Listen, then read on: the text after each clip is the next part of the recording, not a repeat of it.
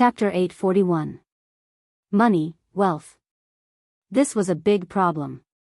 After carrying out the floating space city plan, Soren suddenly felt that his generous finances were a little tight. Not to mention the very expensive experimental progress of Gloria and Fallen, which, just the first phase of the floating space city plan, had already cost a lot of money. To use a metaphor, building a floating space tower was equivalent to building an aircraft carrier, which was only a little difficult for a country. Then building a floating space city was directly preparing to build a space battleship, space fortress. The speed at which all kinds of research materials burned money was simply terrifying. For example, Gloria and Fallen Witch. Even if there was no progress in their research, at least 30,000 Kindler's materials would be burned in a month. Looking at the entire material plane, only Soren and Motor City could afford it. If it were other forces, they would have a financial collapse in an instant. Just ordinary experiments needed to burn 360,000 Kindler's materials in a year. If there was a breakthrough in the experimental results, then the cost would increase exponentially. Soren was fine before he started the floating space city plan.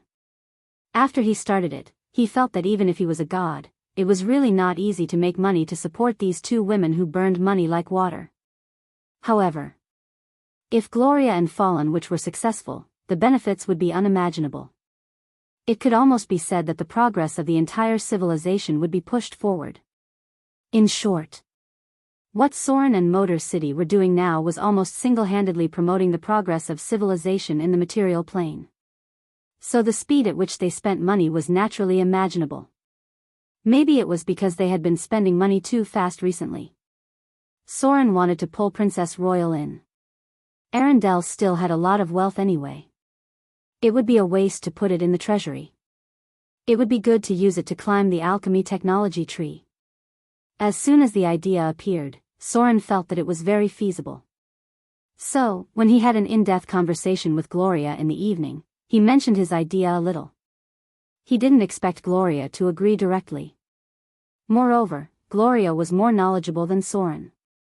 At that time, Gloria said, "That's a great idea." However, Arendelle also had his own noble forces. If there is no visible wealth, they may not be willing to take out so much wealth. Speaking of which, Gloria got up from the bed naked. As the velvet quilt slid down, her beautiful body was exposed to the air. However, the two of them weren't in the mood to have sex. Gloria waved her hand and took out a piece of paper. She handed it to Soren and said, "This is what I saw when I was flipping through some books. Look. This is called an airship. It was used for a long time in the Arcane Empire. It looks a bit like a ship, but the sails have been replaced with balloons, and a small floating ring has been installed at the bottom. Currently, the entire sea is not as safe as before. Whether it's the South Coast's trade, Arendelle's trade, or the Eastern countries' trade, it's not something that ordinary merchant ships can satisfy. That's why I'm thinking of trying to modify a batch of airships. If we can make a batch of samples, the trade between the South Coast and Arendelle can be restored, and may even surpass the past." Airship? Soren looked at it and couldn't help but be stunned. Wasn't this thing an airship to him? Why didn't he think of it? After looking at the paper, Soren's mind suddenly became active. He pondered for a moment and said, "How much is the cost? Is it troublesome?" Gloria shook her head and said, "The cost is mainly focused on the floating ring. Currently, we've figured out how to make thorium, but the cost is still above 15,000 Kindler. For specific implementation, we can quote more than 30,000 Kindler.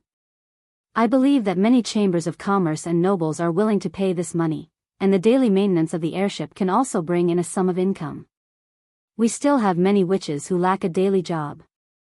Maybe she felt that she was spending too much money. Even Gloria began to think about how to make some money to support the family. She was quite virtuous. "Good idea." Soren put down the paper and put his hand on Gloria's full chest. After kissing her fiercely, he said in a deep voice, "If the airship appears, it can completely make up for the current sluggish trade. And the trade in Mordor City can no longer be limited to sex. That's a great idea. Maybe we can also contact the Church of Wealth. I think the Church of Wealth must be very interested in this thing that can improve trade. Mordor City had a large number of warships and merchant ships. But because of the outbreak of the Avatar crisis, sea trade was not as easy as before.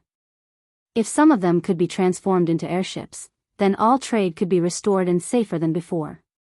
Because there were fewer enemies in the sky, the only trouble was that the control requirements were much higher than before. I still need to think about how to use this thing. Soren had a lot of ideas as soon as he opened his mind. The airship must still be in his hands. He pondered for a moment and said, "You can start experimenting in the next 2 days. If it succeeds, I'll go to Arendelle in person after a while. At that time, we can first transform our own batch of warships and merchant ships. The trade in the eastern countries has shrunk by nearly 60%. We must pull these back. I think the Northern Witch Council will also be very interested in this thing. You can contact the Eye of the North in person. The airship must need spellcasters to carry out daily maintenance. If we want to expand the scale, we can't do it alone." Gloria also nodded when she heard the words, but there was a hint of blush on her charming face. She raised her hand and patted Soren's fingers, and whispered, "It needs spellcasters to carry out daily maintenance. And it's best to have a spellcaster with you when sailing. We only need to firmly grasp the core of the floating ring and the magic energy drive part of this thing. The rest can be handed over to the Northern Witch Council. But this thing also has a drawback. That is, the cost is too high. It is only suitable for transporting high-value goods. Before the problem of magic energy supply is solved, the profit brought by ordinary trade of goods may not be as good as the consumption." Soren thought for a moment and said, "These can be done slowly. The most important thing for this thing at present is to transport strategic materials and the things that are currently in short supply. Let's see Arendelle's reaction first and then consider the next step." After that, Soren picked up Gloria. She provided such a good idea today. Soren felt that he needed to reward her. P.S. Second update. Follow Fu2's public WeChat account to support the author. Everything in this book is complementary to each other. Many things have already been linked together.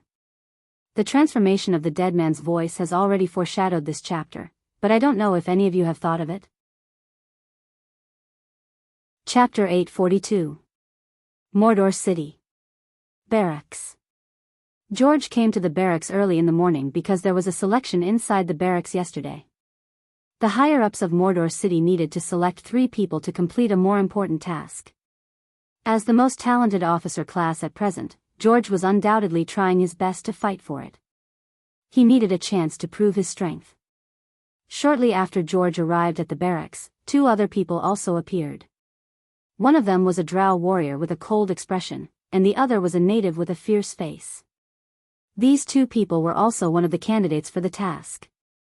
George also knew one of the natives. His name was Herrick, one of the natives who had recently risen. He was a warrior in charge of sacrifice in the clan. After he was captured by Mordor City and became a slave, he relied on his hard work to become a third-class citizen of Mordor City. Then he directly obtained military service in the Battle of the Demon Invasion and became an honorary citizen of Mordor City. Herrick could be said to be the idol of many natives. He went from a slave to a new noble class in Mordor City. Only the Order of Mordor City could give these ignorant natives such an opportunity. "Are you all here?"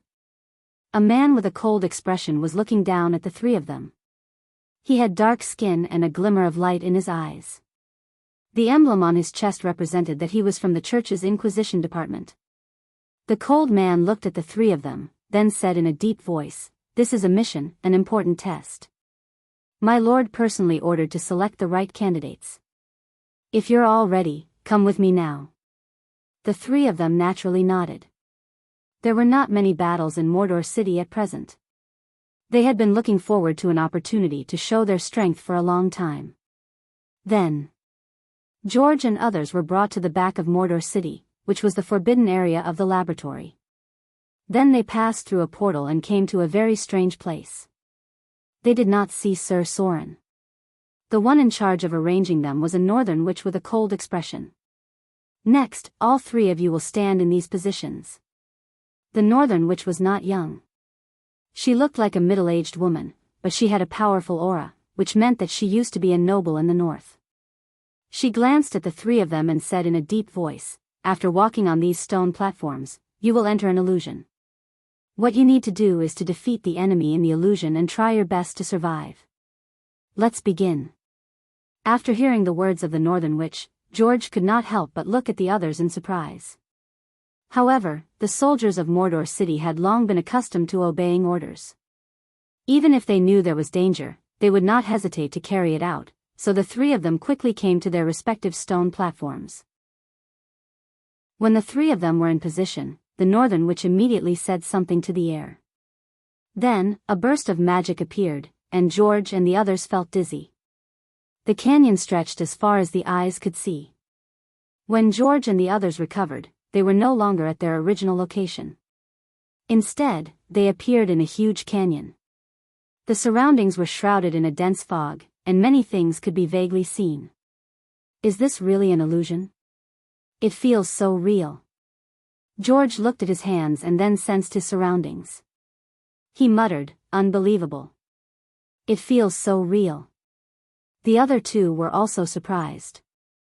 But before they could see their surroundings clearly, a cold metallic voice rang out. "The demonic legion will arrive in 30 seconds. Crush them." As the cold metallic voice sounded, the fog that shrouded the surroundings began to dissipate. Then, a huge barracks appeared in front of them. In front of them was a huge weapon rack, followed by 3 barracks on the side. Groups of expressionless soldiers walked out and gathered outside the barracks. "The demonic legion will open the portal soon. Get ready for battle." A general covered in full armor walked out from the middle of the army. He was completely different from the other soldiers. He looked like a real person with rich expressions. This general covered in armor probably had the strength beyond the legendary stage. He glanced at the three of them and said in a deep voice, "The demonic legion will attack in 3 directions. The 3 of you will each lead a team to support the front line." After that, the general waved his hand, and someone moved a heavy wildebeest directly. After that, he rushed to the front line with his personal guards. The 3 of them stayed in place and looked at each other. Now that all the fog had dissipated, what appeared in front of them was a huge barracks. They did not recognize some of the things, but they recognized the black flag erected in the center of the barracks. That was the flag of Mordor City. "What should we do now?"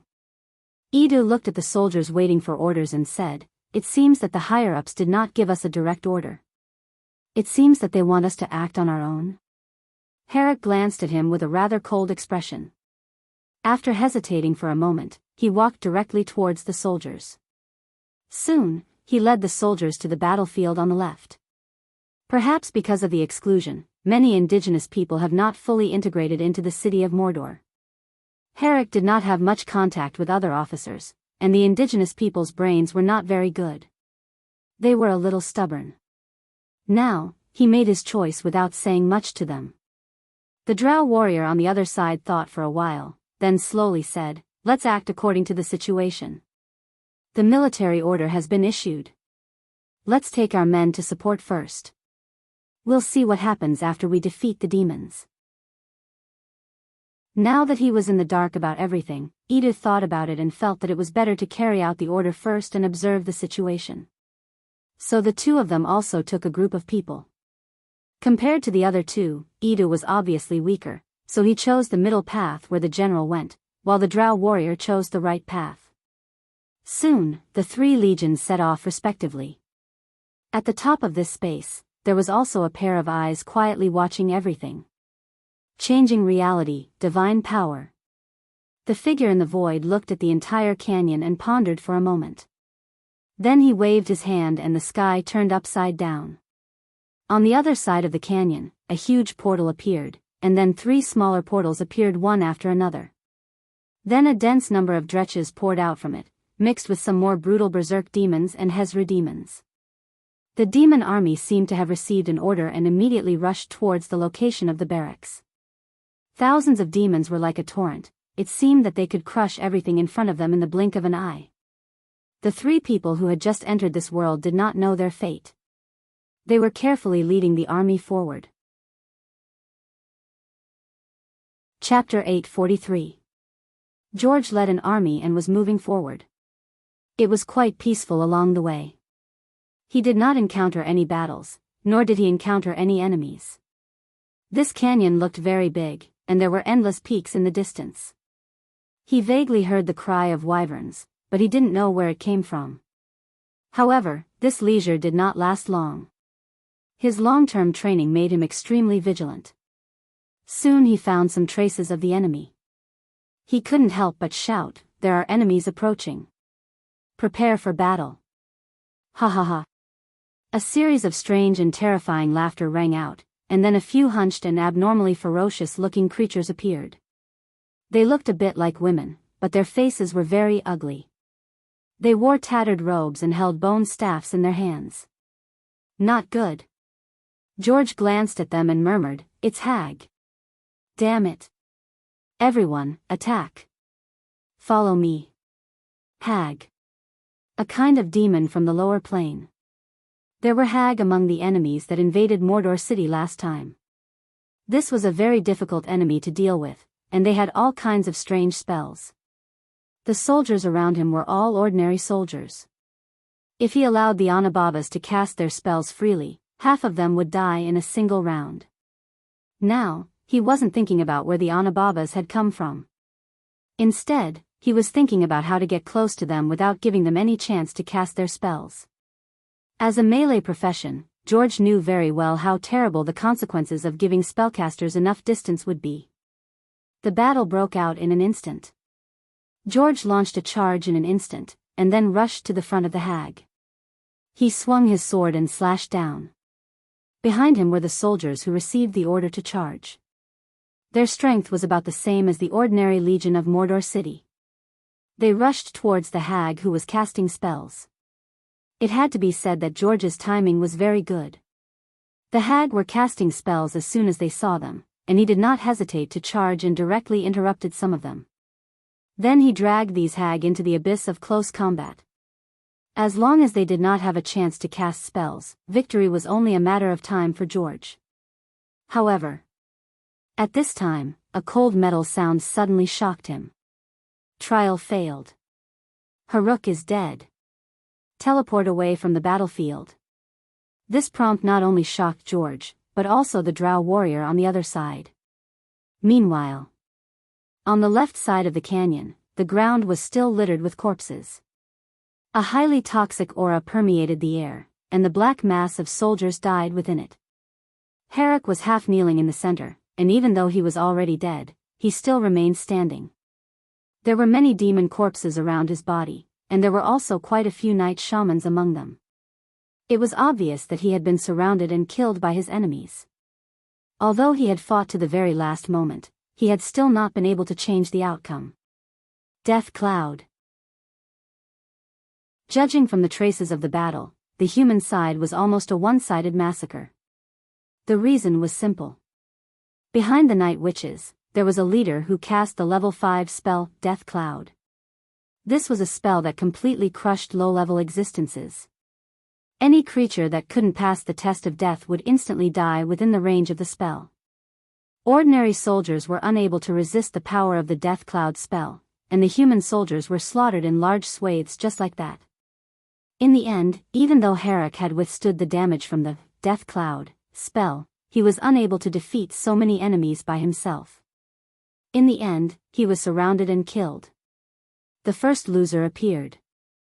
The figure in the void overlooking the entire canyon shook his head and said slowly, "His tactical thinking is too bad.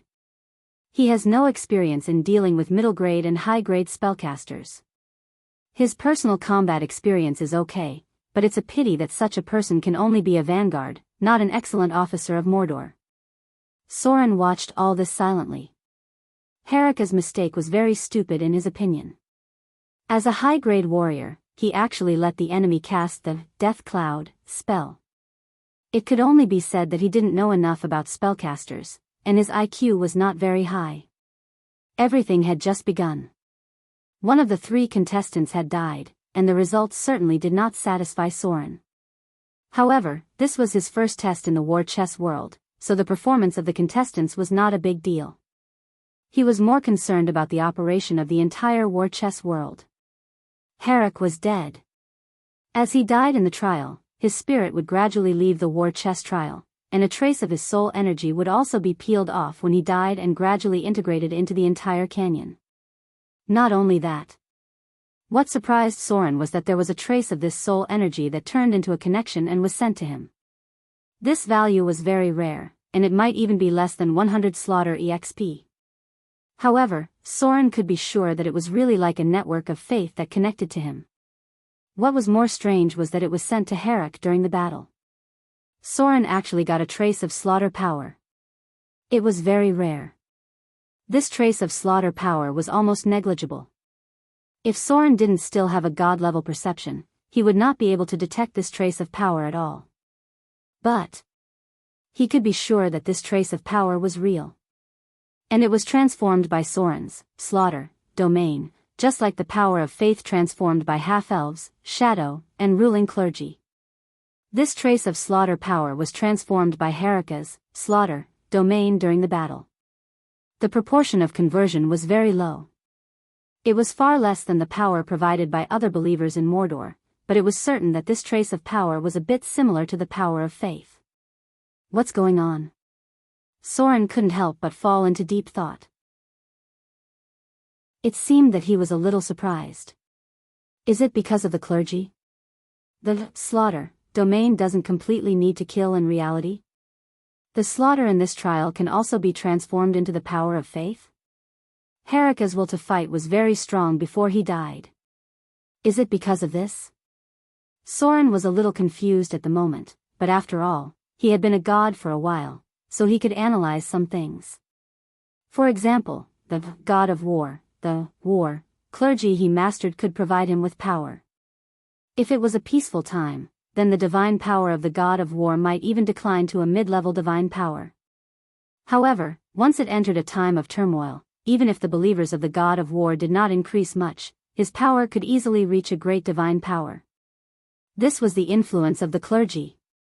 Soren mastered the slaughter domain, and he also received a message from the slaughter clergy. In the final analysis, the entire trial in the battle chess world was for killing. Soren wanted these trial participants to break through themselves in battle and slaughter. This trace of slaughter power might have a direct relationship with this. Now, Soren needed to wait for the results of the other 2 trials to see if the slaughter power would continue to increase. P.S. If you like this book, you can follow Fu2's public WeChat account. Chapter 844. First, he had to roll on the ground and beg for monthly votes. Without monthly votes, he had to have integrity. Yesterday, Fu2 spent a long time to complete the transformation of the slaughter priesthood in the peaceful era. He had lost a lot of brain cells. Don't you want to give me some encouragement? In addition, if you like this book, you can follow Fu2's public WeChat account and search for Zhu Xing Fu2. This book is already in the middle and late stages. After the God line is finished, it will enter the final stage. After that, there will only be a part of the story of the demon Sauron. Fu2 spent a lot of energy on the whole book. You don't have to worry about the ending. I promise you that I will write this story well, and I have also paid a lot for it. Otherwise, with so many things happening last year, would have already left when the book was sealed. In order to finish this book well, Fu2 dragged it out for so long. It was impossible to say that some things were not sullen. Now that a lot of things had been figured out, there was no need to fight over temporary gains and losses. If he wanted it, then let him have it. When he was young, he didn't know anything. He had to suffer some losses and learn to be obedient. As an author, the most important thing for Fu2 was always to write well. Smiling at the wind and clouds. As long as I have confidence in what I write, it doesn't matter where I write. And if you like Fu2's writing style, remember to follow his WeChat account. 8 years. Finally, he made up his mind to leave. Chapter 845. Ah! A roar full of unwillingness and anger suddenly sounded in the war chest demiplane. Then Haruk stood up abruptly, waving his hands as if holding a weapon, then looked around with a blank expression. His spirit stopped at the moment of his death in the trial. Because the trial was too real, even a high-grade profession like him took a while to recover. This was because he had a strong will as a warrior. If he was an ordinary person, he might have entered a state of suspended animation or even died for real. I'm not dead. Haruk looked around blankly, then his eyes gradually regained clarity. His memory was sorted out, and he recalled that the moment of his death was only in the trial of illusion. It was too real. Haruk couldn't help but sigh in his heart, but then he fell into contemplation, and a trace of annoyance appeared on his face. He died just like that. Haruk was sure that his performance was not as good as he expected, because the enemy he encountered was completely wiped out.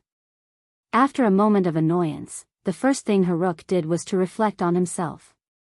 This kind of awareness of life and death was not usually encountered, and the reality of death made him reflect more clearly. Haruk thought of many things at this time. First, he felt that he was too reckless, and second, he underestimated the spellcasters too much.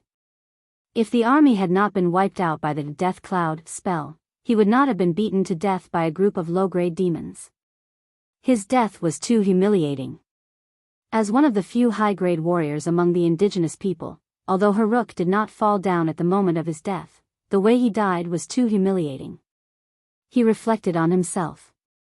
Not only did he reflect on his mistakes in action, but he also reflected on his carelessness, and his lack of fighting skills against the spellcasters.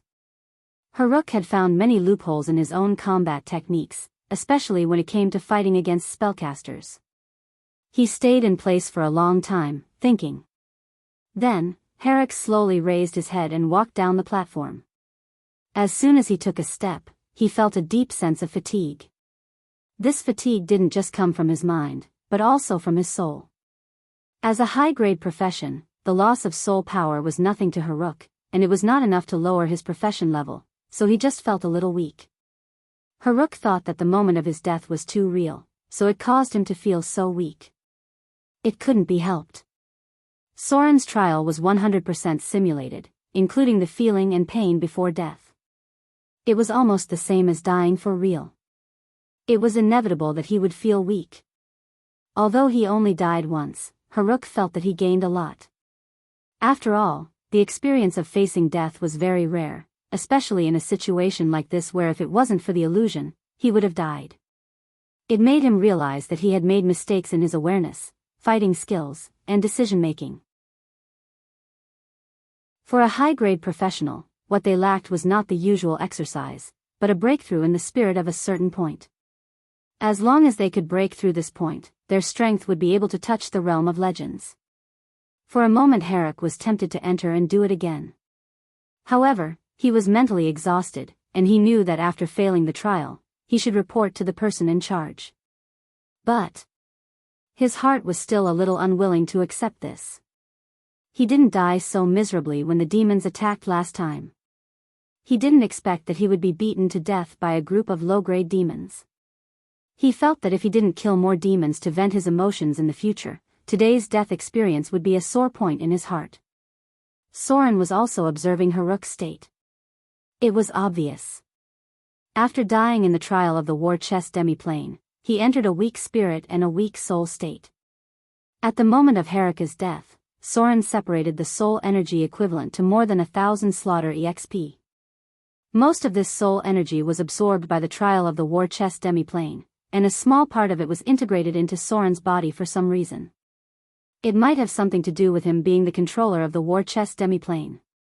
The spellcasters of the Arcane Empire had always been studying how to use the power of the soul. After today's experience, Soren finally understood why the gods were happy to see the Arcane Empire destroyed. It couldn't be helped. The soul was a forbidden area for the gods. If mortals began to study the soul, it would arouse the dissatisfaction of the gods. This little bit of soul energy was nothing. The natives of this world could improve their strength through daily training and battles. If converted into soul energy, it would be the result of Haruk's training for 2 or 3 days, and this was just ordinary daily training.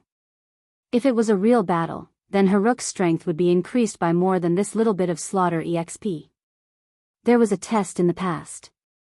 Adventurers trained in the way of the natives, training grounds, and the slaughter exp gained in a day was about 300 points. This was the early training. If it was a special training method of some organizations, as long as they passed, they could gain about 3,000 slaughter exp. These training methods were all through training the body to feed back the spirit and then strengthen the soul. This was a bit like the cultivation of the East. A strong body could allow the monks to feel the existence of qi, and the existence of qi would be fed back to the spirit to strengthen the body. Finally, the spirit would further temper the soul. The biggest difference between the natives was that they often encountered a bottleneck.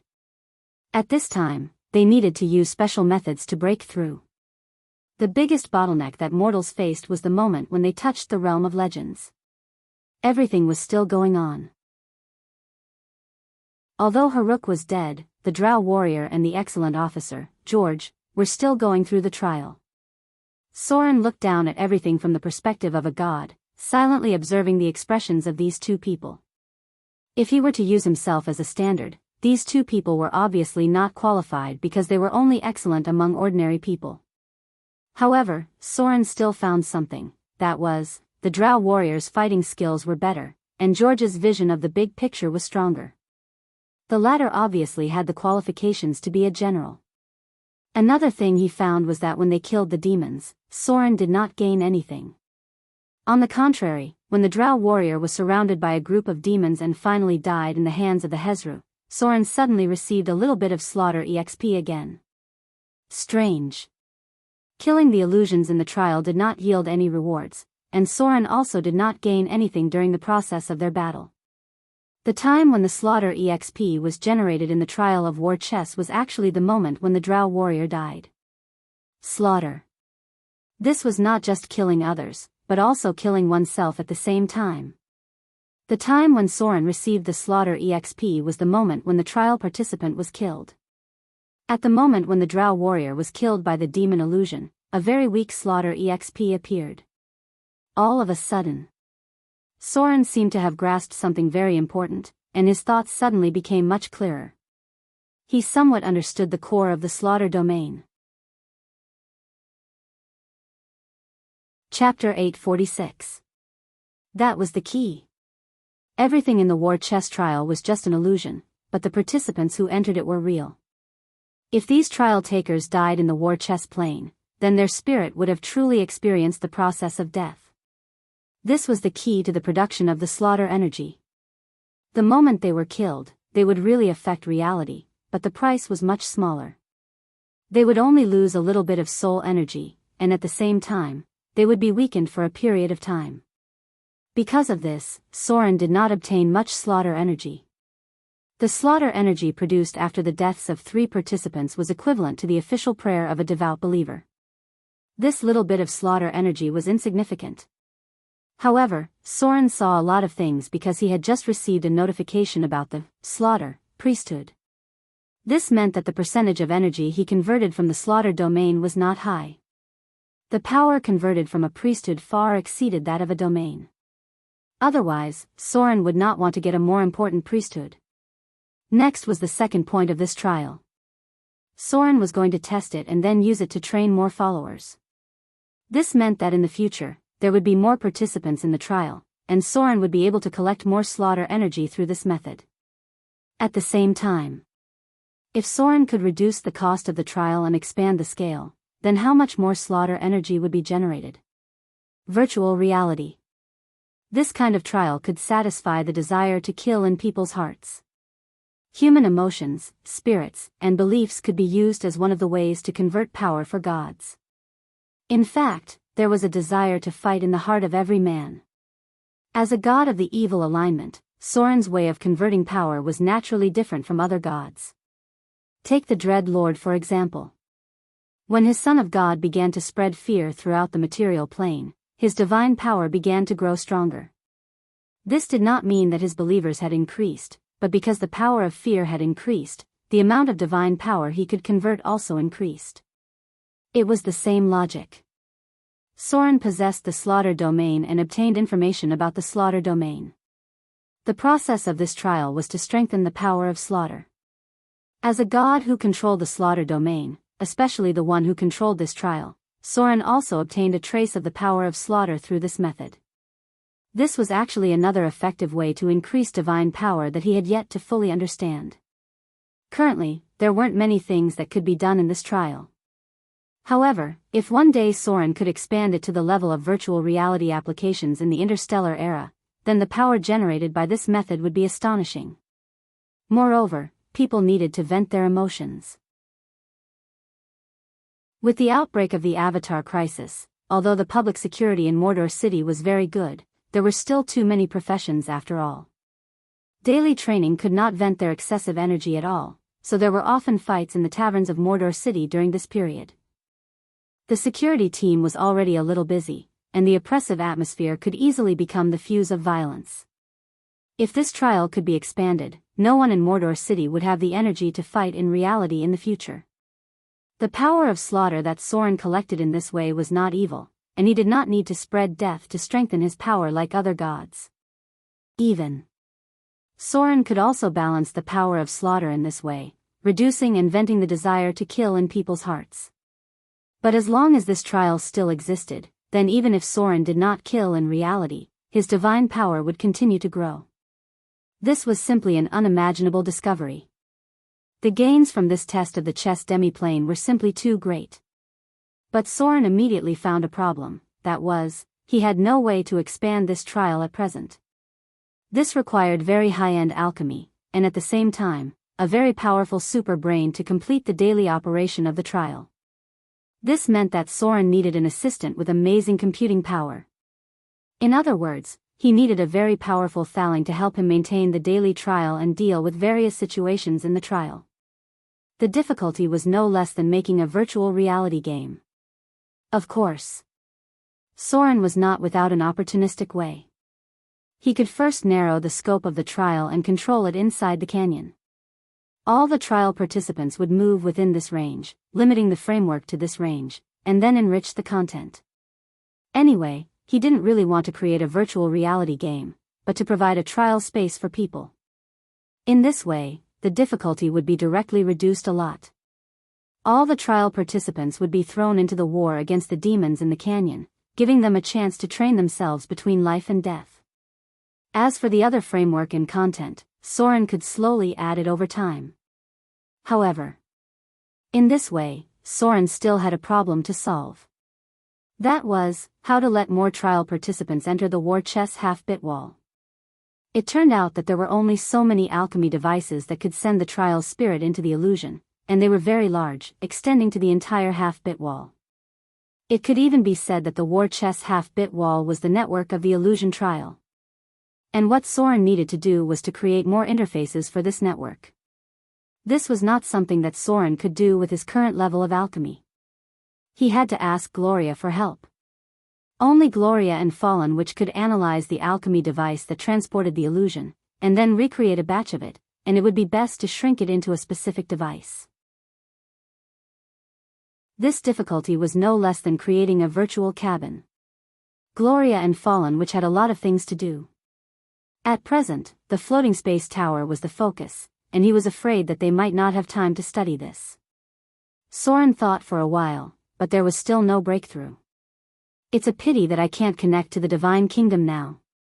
Soren pondered for a long time, and then sighed, otherwise, I can try to integrate the war chess half-bit wall into the Divine Kingdom. This way, I can directly connect to the belief network through the Divine Kingdom, and use the belief network in the inner layer of the magic net as a carrier. If I have the belief network as a support, it's much easier to enter the illusion of the war chess half-bit wall, but this will definitely alarm the goddess of magic. It's equivalent to directly transforming the magic net into a network. When Soren thought of this, it was basically an assumption that failed. Because although he had a close relationship with the goddess of magic might not be willing to try such a dangerous thing.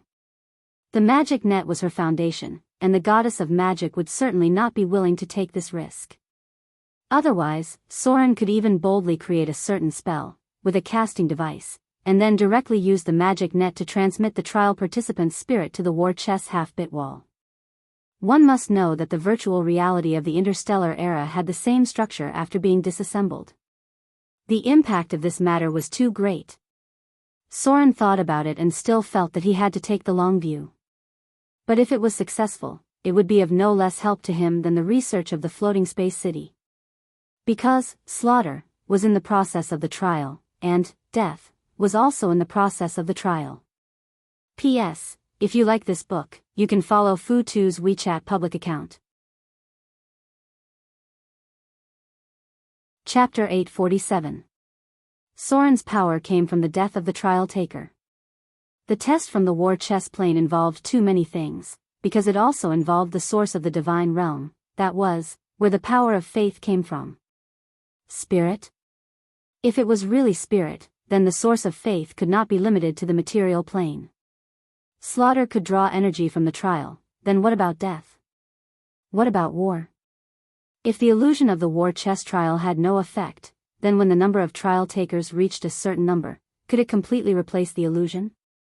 Soren gained very little energy through the war chess trial, but when the amount accumulated to a certain extent, the quantitative change had begun to cause qualitative change. As a high god, Soren's life was immortal, so he had enough time to study all this. At this moment, Soren found that if he survived the Avatar crisis safely, he would not have to worry about having nothing to do for the next few hundred years. The preliminary test results of the war chess plane had come out. When the 3 trial takers died, Soren waved his hand to turn off the energy supply of the war chess trial, and then began to sort out the data collected by the divine perception. The power comes from the death of the trial takers. Most of the consumed energy comes from the elemental pool. Maybe I can test the combat mode of the trial takers after a while. Soren thought about it and recalled many popular virtual combat simulations in his previous life. He needed to see if there would be any changes in the combat between the trial takers, because the demons seen in the war chess plane could not test too much data. And the most important point was that the war chess plane was dangerous. Soren needed to ensure the safety of the trial takers and reduce their cost and side effects to a certain extent. If he wanted to promote it in the future, he would definitely not just let high-grade professions enter. Ordinary people might really die in the real world after entering it. This was a very important problem. Soren had to solve this problem, even if the collected power would be a lot less. Of course. He still had some bolder ideas in his mind at the moment, such as letting Mordor enter the era of professionals. It wasn't difficult for a commoner to become a professional because there was a great profession called warrior.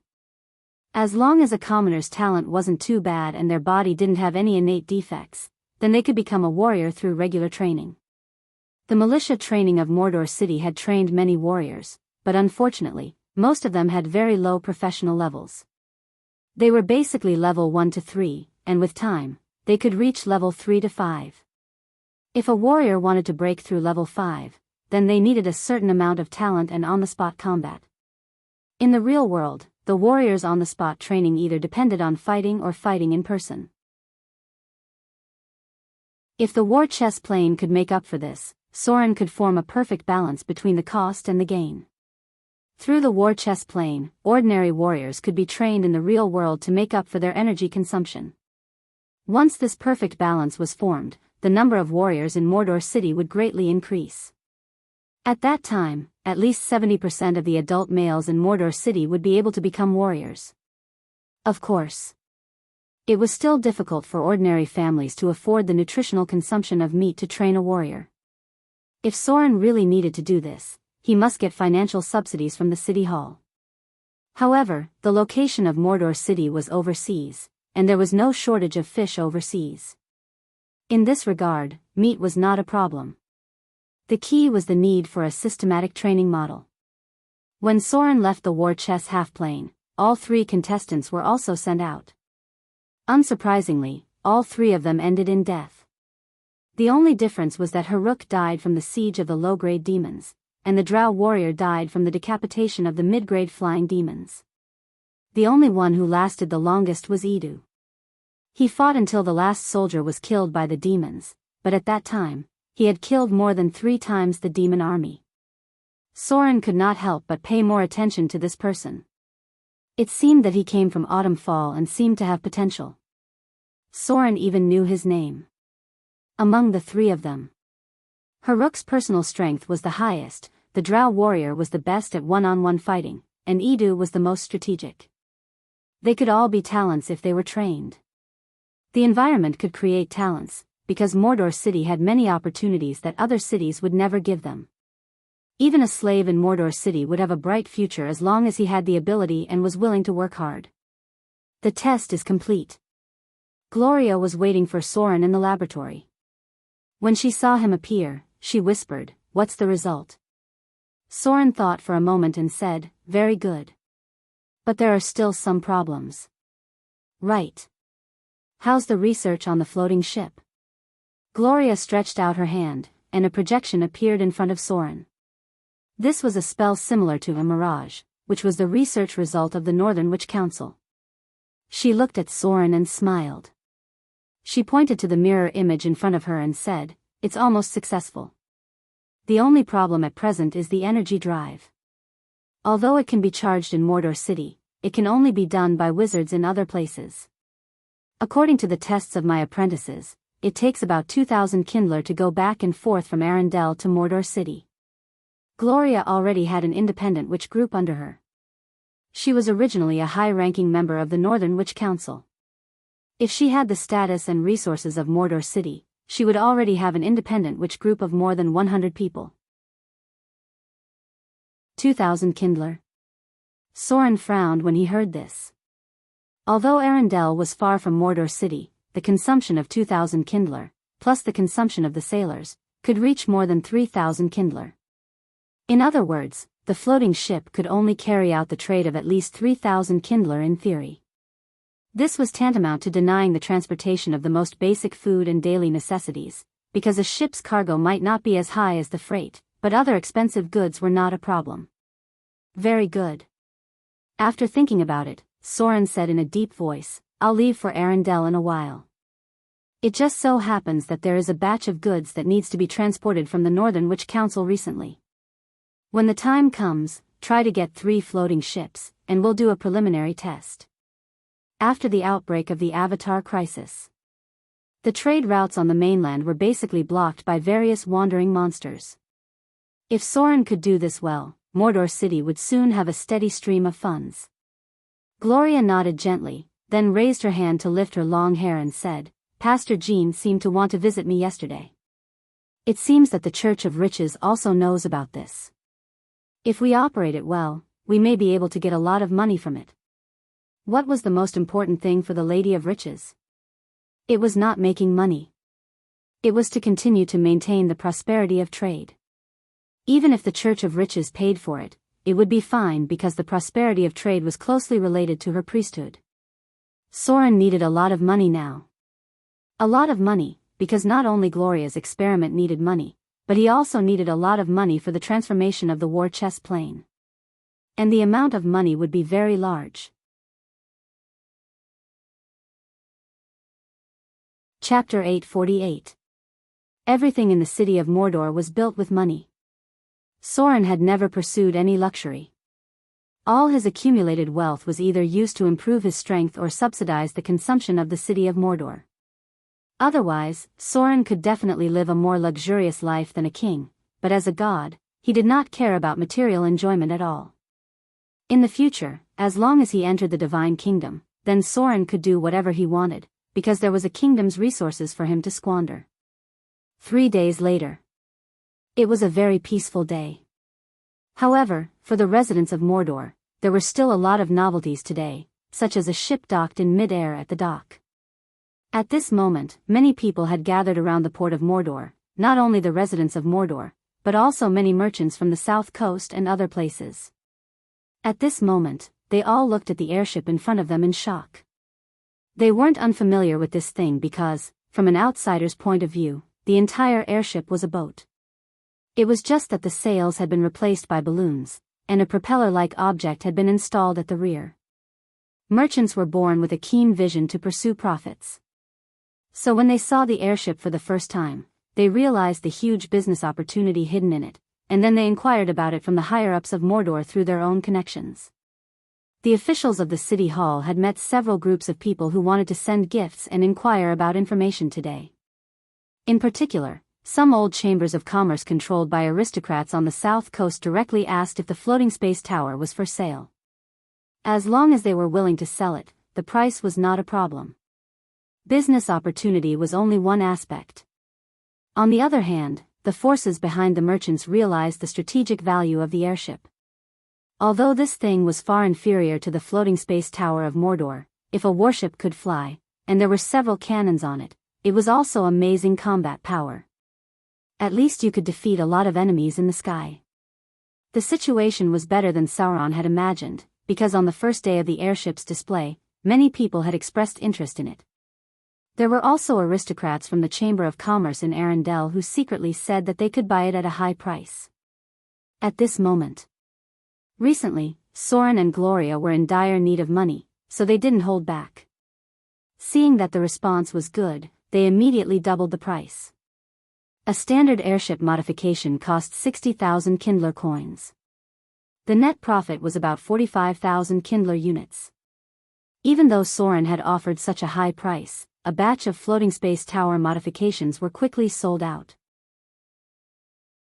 The Northern Witch Council ordered one, the Wizard Alliance ordered one, probably to buy it back for research. Then the nobles of Arendelle ordered 3 custom-made ships. There were many old nobles in the wealthy Arendelle who had accumulated a lot of wealth, followed by 1 order from the Southern Duchy, and 2 orders from the Chamber of Commerce of the Eastern Kingdom. Even the Chamber of Commerce secretly controlled by the Principality of Rossard secretly placed a batch of orders. Soren naturally wouldn't go against money. The technical content of the airship was not high. The core was still the application of energy and floating space ring. Part of the technology of floating space ring had been sold, but the core material for the production of thorium was still in his hands. In other words, even if the Wizard Alliance and the Northern Witch Council knew how to make floating space rings, they still needed to buy the materials from Mordor City. There was no need to worry about this because the production of thorium required the synthesis of things from the astral world, and the production in Mordor City was not very high. Finally, it was from the Church of Riches. The Lady of Riches was indeed the richest god. She directly placed a dozen orders. 12 airships were 720,000 Kindler units, and Soren made a net profit of nearly 540,000 Kindler units. It had to be said that high-end alchemy technology was really profitable. Soren received the orders sent by the officials of the City Hall on the same day, as well as the deposits paid by many Chamber of Commerce forces. The amount was huge, reaching a terrifying amount of more than 300,000 Kindler units. As long as all the current orders were completed, Soren would earn nearly 800,000 Kindler units in one breath. It was far more than the tax on maritime trade. This is daylight robbery. Soren looked at the order statistics in front of him happily and said to Gloria next to him, "At this rate, we will soon be able to raise enough funds for the second phase of expansion." Gloria's expression was quite calm, and she slowly said, "The alchemy technology required for the airship is not high. The Northern Witch Council and the Wizard Alliance will definitely copy it. At most, in a month or 2, they will be able to make their own airships. I'm afraid our future orders will only be from the south coast. In the future, the focus should be on thorium. Making the floating ring is absolutely inseparable from thorium. Even if they understand the technology, they must buy thorium from Mordor City."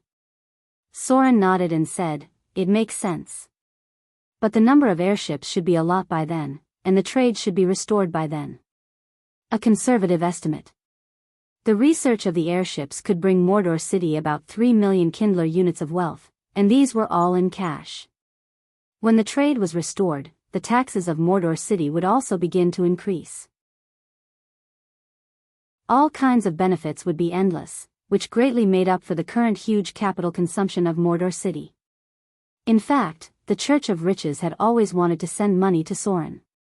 It was just that Soren didn't want it. If he took the money from the Church of Riches, he would have to give up a lot of things in Mordor City. Soren absolutely didn't want the Church of Riches to touch everything inside Mordor City. Letting them develop in the port was already Soren's limit. The interior of Mordor City must be absolutely in his hands. Everything was going on in an orderly manner. Soren received a message from the High Priest.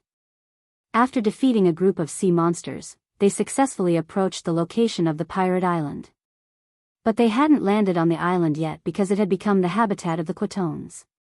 This was a kind of large fishman. Some Quatones were more than 2 meters tall when they stood up. They were far more difficult to deal with than the dark-scale fishmen or other fishman species. Looking at the entire sea area, only the Sharkman could fight against them. There was a message sent back by the High Priest that interested Soren. It said, "My lord. Near the pirate island, I feel chaotic magic power. This is not a dead magic area, but I can feel a kind of restriction. It's a bit like a lock, but it's not certain yet. However, low-level spellcasters can easily fail to cast spells here. It's as if there's a force imprisoning the energy here. I suspect it's because of the anti-magic prison, but I'll have to wait until we enter to be sure.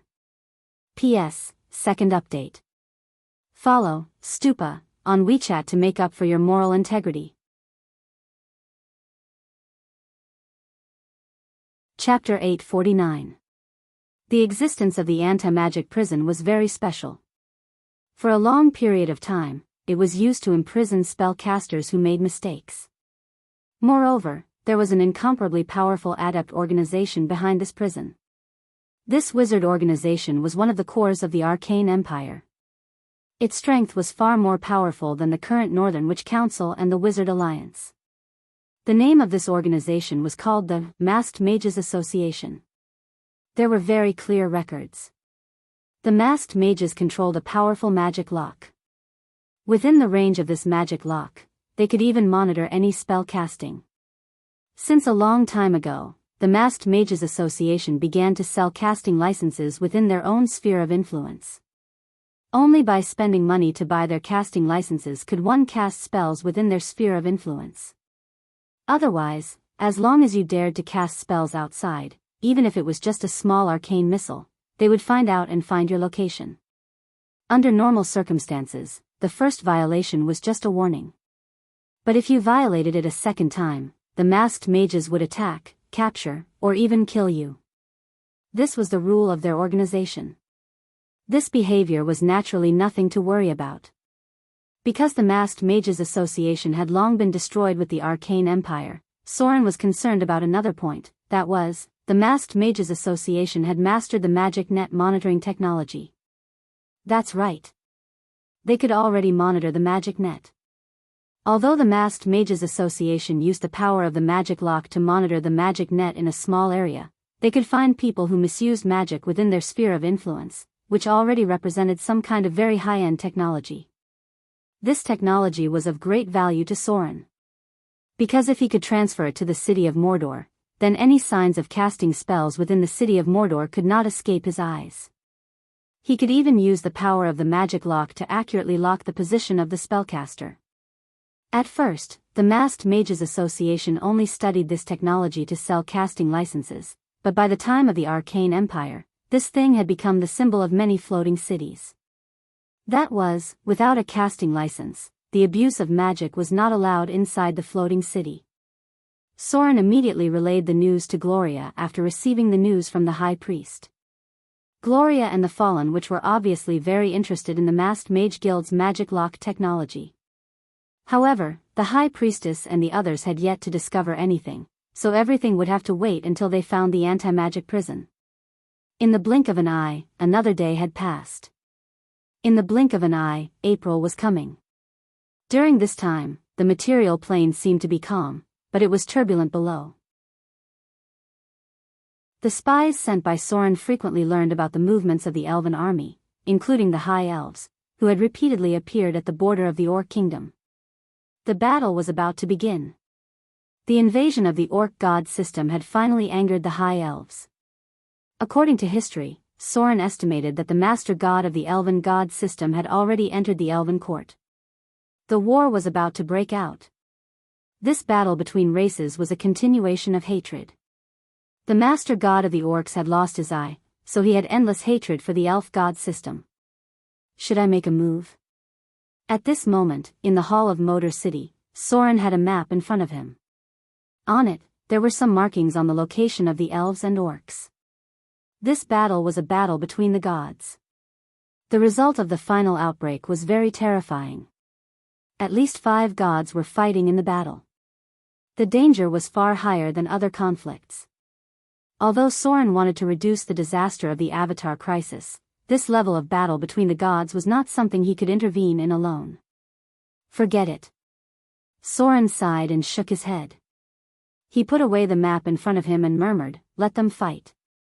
If this battle is not fought, the Queen of Spiders, Lolth, will have no chance. Maybe the trajectory of history will begin to change dramatically. Besides, the invasion of the orc god system may have something to do with the Queen of Spiders." Everything that could not be changed was coming. The hatred between the orc god system and the elf god system directly led to the war. A large-scale war would break out on the border around April. At that time, both the elves and the orcs would suffer heavy losses. I can predict the attack of the demons in advance, but the battle between the gods is difficult to change. Soren frowned and fell into deep thought. He could certainly develop in the outer islands for a while, but the outside world was so chaotic. Now the material plane did not have the support of the 3 million paladins. He really did not know if he could survive the last wave of demons and devils. After all, the conspiracy of the Lord of Hell, Asmodeus, dragged the entire material plane into the Bator Inferno. The plane was not constant. Of course, when the power reached a certain level, the law of the world could also be changed. In other words, as long as the power was enough, even the law of the material plane could be forcibly changed into the space of the lower plane. "My lord." A slender figure appeared in front of Soren. She was quite beautiful. It was a half-elf rogue. With the strengthening of Soren's power, there were more and more rogues in the church. Half-elves had the advantage of agility, and there were many who had the potential to become excellent rogues. Soren looked down at her and said slowly, "What's the matter?" The slender and tall half-elf knelt on the ground respectfully and then said, "A group of clergymen and priests from the Church of the Lord of Light have recently entered the Principality of Rossard. It seems that it has something to do with the identity of the wife of the Duke of Red Dragon of the Principality of Rossard. They vaguely accused the wife of the Duke of Red Dragon of being a follower of the devil. At present, the Principality of Rossard is in a state of panic, and many nobles are watching." "Is it going to start?" Soren smiled when he heard that. He waved his hand and said, "I see. You can go now." The half-elf rogue bowed and left. Soren looked at the direction of the Principality of Rossard with a sly smile. He was the one who spread the news about the wife of the Duke of Red Dragon being involved with the devil. He didn't expect the Church of Light to react so quickly this time. It hadn't even been a month or two, and they were already preparing to take action against the wife of the Duke of Red Dragon. Very good. Soren glanced at the map and murmured, "With the Church of the Lord of Light attacking the wife of the Duke of Red Dragon, I think she won't be able to do anything for the time being. And the archdevil behind her should have a headache. In this case, the devil's plan should be delayed a lot. I can also buy a lot of time. Then next, I should find time to go to the astral plane." Thinking of this, Soren couldn't help but fall into deep thought. His strength was getting stronger and stronger, and there weren't many things that were valuable to him in the material plane. Maybe he should consider digging out the treasures in a few places in the astral plane. It was a pity that the others hadn't been successfully cultivated, otherwise Soren could explore the corpse of an ancient god floating in the astral plane. Chapter 850. After messing with the Duke of Red Dragon's wife, Soren felt refreshed. However, he still felt that he needed to think about the ancient gods because anything related to the ancient gods was too tempting. The average challenge level was above level 25, and there was a chance that it could reach level 30. Back in the day, even true gods were defeated by the ancient gods. Although there were corpses of ancient gods in the astral plane, they could not be careless, because they were the oldest existences in the multiverse. Asmodeus, the Lord of Hell, must be mentioned first. Because he was the creation of the ancient gods, Asmodeus' qualifications were older than many of the old gods of today. The only one who could be compared to him was Luoshanda's previous life, who was once the ancient god, sun god. The sun god fell because of a catastrophe, and the soul of the god was reincarnated into the Lord of Dawn, Luoshanda. Then Luoshanda was promoted to the Lord of Light, after the destruction of the arcane kingdom. In fact, if one looked carefully, all the sources of power of this god were interconnected. There was an inscription left in the age of thorium. It described Asmodeus as follows: in the beginning of the universe, chaos was everywhere. The demons came uninvited, they represented chaos in the first place. Time had not yet appeared, and due to the nature of chaos, demons killed each other in every part of the universe. This chaos was unbearable for the entire universe, so another force appeared to fight against it, order. The war between the order and the demons began. These newly born gods of order are wearing armor made of pure order power, and they have taken up weapons for their ideals. Then they launched a fierce attack on the demons. This war lasted for countless centuries. The gods of order created a holy book to record their achievements. They also created time because they wanted to know how long it would take to achieve the final victory. Gradually, the gods of order felt that there was no end to the demons. They were tired of the war, and wanted to focus on other things, such as creating worlds and intelligent creatures. They first created warriors with beautiful wings as servants, and gave them divine spells. These glorious creatures were called angels. Among all the angels, Asmodeus was the most brave and the most beautiful. He has killed more demons than any other angel, and even more than any god. But as the eons passed, Asmodeus and the other angels began to pick up some of the characteristics of their enemies. Gradually, their originally beautiful appearance became ugly, and the god of order and other angels began to fear them. That was the end of the inscription. The god of order recorded in the inscription was one of the oldest gods in the multiverse. Strictly speaking, Soren's current divine form belonged to the third generation of gods. The first generation of gods were the ancient gods of order. They didn't need the power of faith, and they had terrifying divine power. The second generation of gods were the ancient gods of the plane. The representatives were Mother Gaia, Lord of Storms, Father Oak, and so on. These ancient gods didn't need faith in the past, but now some of them did.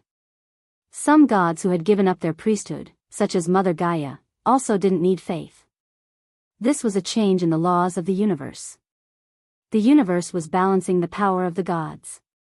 Therefore, the laws of the gods were also changing. When Soren and the third generation of gods appeared, faith was closely related to the power of the gods. Unless one reached the level of greater divine power, faith could measure the foundation of a god. The huge bodies floating in the astral plane were the first generation of ancient gods. They had many names. If one wanted to, they could even be called Titans. Of course, this was just a special name. This was because in the wild field of the multiverse, there was a silent divine kingdom called the Sacred Mountain of Olympus. The full name of the wild field must be mentioned here. Its full name was the Wild Field of the Olympian Forest. Just like the mechanical mirror of Nirvana, these planes all had full names. The name Titans came from this plane, and it was also a unique name for the ancient gods. These were the ancient gods. They had long disappeared in the long river of history. Only some huge bodies were still floating in the astral plane. They all died in the hands of demons. However, they weren't the demons of today. Instead, they were the chaotic species that were even more ancient than the demons of Orbis. The full names of the planes represented history and also had a special meaning. The full names of the planes that Soren knew were the Garden of Joseph in the Hero Domain, Sea of Chaos in the Eternal Chaos, Chaotic Tunnel in the Wind-Howling Abyss, Bottomless Abyss, Casterly in the Exile Abyss, Hades in the Grey Field, Scorching Hell in the Eternal Desolation, Bator Inferno in the 9 Levels of Hell, Hell's Battlefield, Mechanical Mirror of Nirvana, Xanadu in the Peaceful Kingdom, Mountain Paradise in the 7 Hills of Heaven, Twin Paradise in the Twin of Eden, paradise in the blessed land, wild field in the endless wilderness, wild field in the Olympian forest, and outer realm of harmony. This was the multiverse. Countless planes, large or small, made up everything in the multiverse. Even as a god, what Soren saw was only the tip of the iceberg. Just like the pantheon, even the gods could only see a small area of the structure. The era of the ancient gods had passed. As for their power, it was difficult for the gods to guess. They could only be sure that they were the original existences that created many planes. Now, there were very few gods who had the ability to create planes. This had even become one of the benchmarks of the greater divine power. And the 17 planes above were all created in the era of the ancient gods. Soren gradually woke up from his contemplation. Soon, he seemed to think of something. He patted his head and said, "How could I forget this? The secret of the Knoll god, Yinagu." As if he had just woken up, Soren quickly rushed to the study, and then opened many ancient books. He was looking for something. He was looking for a very old record about the Knoll god, Yinagu.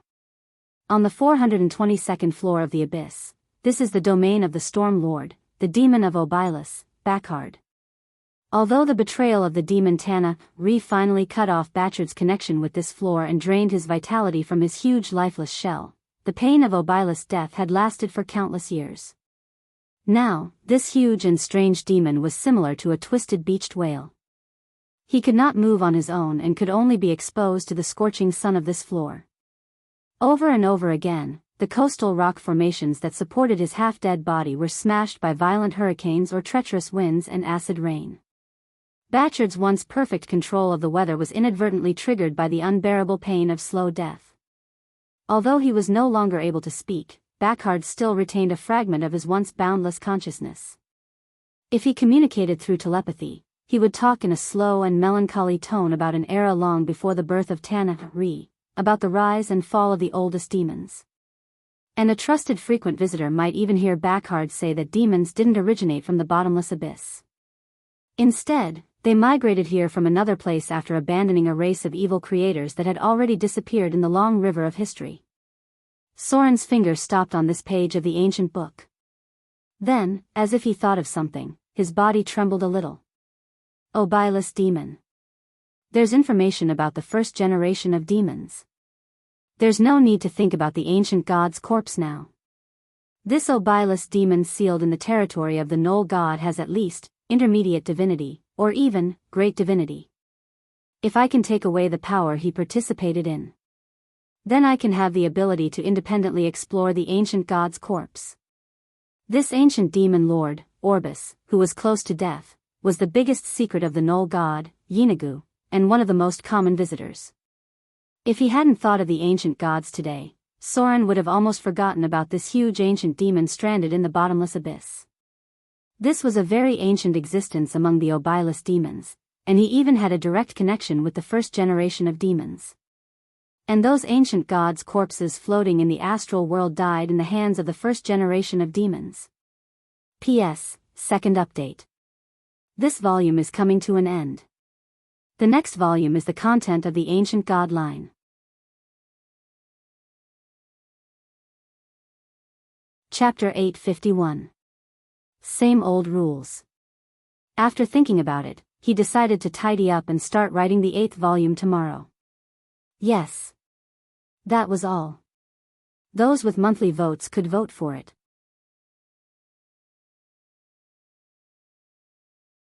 Chapter 852. Rolling all over the floor begging for monthly votes. If you don't give monthly votes, you won't take any medicine. You're still cute even if you don't take any medicine. Let me ask you, are you afraid? The double monthly vote seems to have started. Everyone who has monthly votes, please vote for it. The prequel storyline of the 3 death gods has been filled up. The appearance of the 3 death gods from the previous generation to the Dread Lord has been explained. In order to praise Fu Tu for filling up a hole, shouldn't you all vote for a monthly vote to celebrate?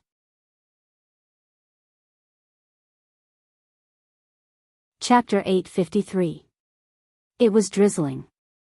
A strong smell of blood covered this plain. There was a huge gully in front of them. It was the earth that was torn apart by some terrible force. In the distance, there was an ancient tree that was still burning. Even the rain could not extinguish the flames on its body. The bodies of orcs and elves were mixed together. The dense corpses were piled up at the forefront. There were broken armors and weapons everywhere. Not far away, there was the body of a giant bear. This behemoth, which was about 4 or 5 meters tall, had now been killed by a giant axe. Obviously, there had been a fierce battle here. From the situation of the battlefield, there was no winner between the two sides, but the elves' loss was obviously greater. It was still a peaceful day in Motor City. As April was coming to an end, the impact finally broke out. A war broke out between the elves and the orcs. The final result was that there was no winner. The elven divine system and the orc divine system were not much different in strength. Neither side could completely defeat the other. There was also more and more news about the goddess of fortune and the goddess of misfortune. Although the two twins of destiny had not directly fought, the battle in the dark had become more and more obvious. What made Soren quite concerned was that the figure of the goddess of fortune seemed to appear in Arendelle. When he met the incarnation of the goddess of misfortune, it was also near Arendelle. There didn't seem to be much of a change. Time passed little by little, and the adventurer team sent by Soren had arrived at the pirate island. The news from the Eastern Kingdom was also very good. Gloria's witches had built a base in the New World. However, everything came to an end in May. It was a seemingly normal day, at least in the morning. But when the afternoon came, everything in the entire material plane changed. Soren disconnected from the divine network in an instant, and then the divine light above the cathedral of Motor City became dim.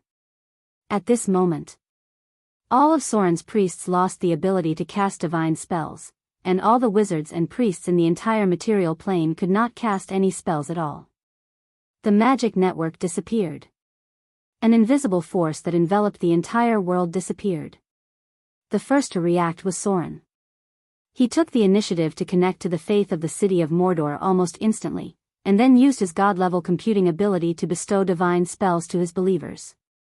The second batch of people who felt the disappearance of the weave were legendary wizards like Gloria.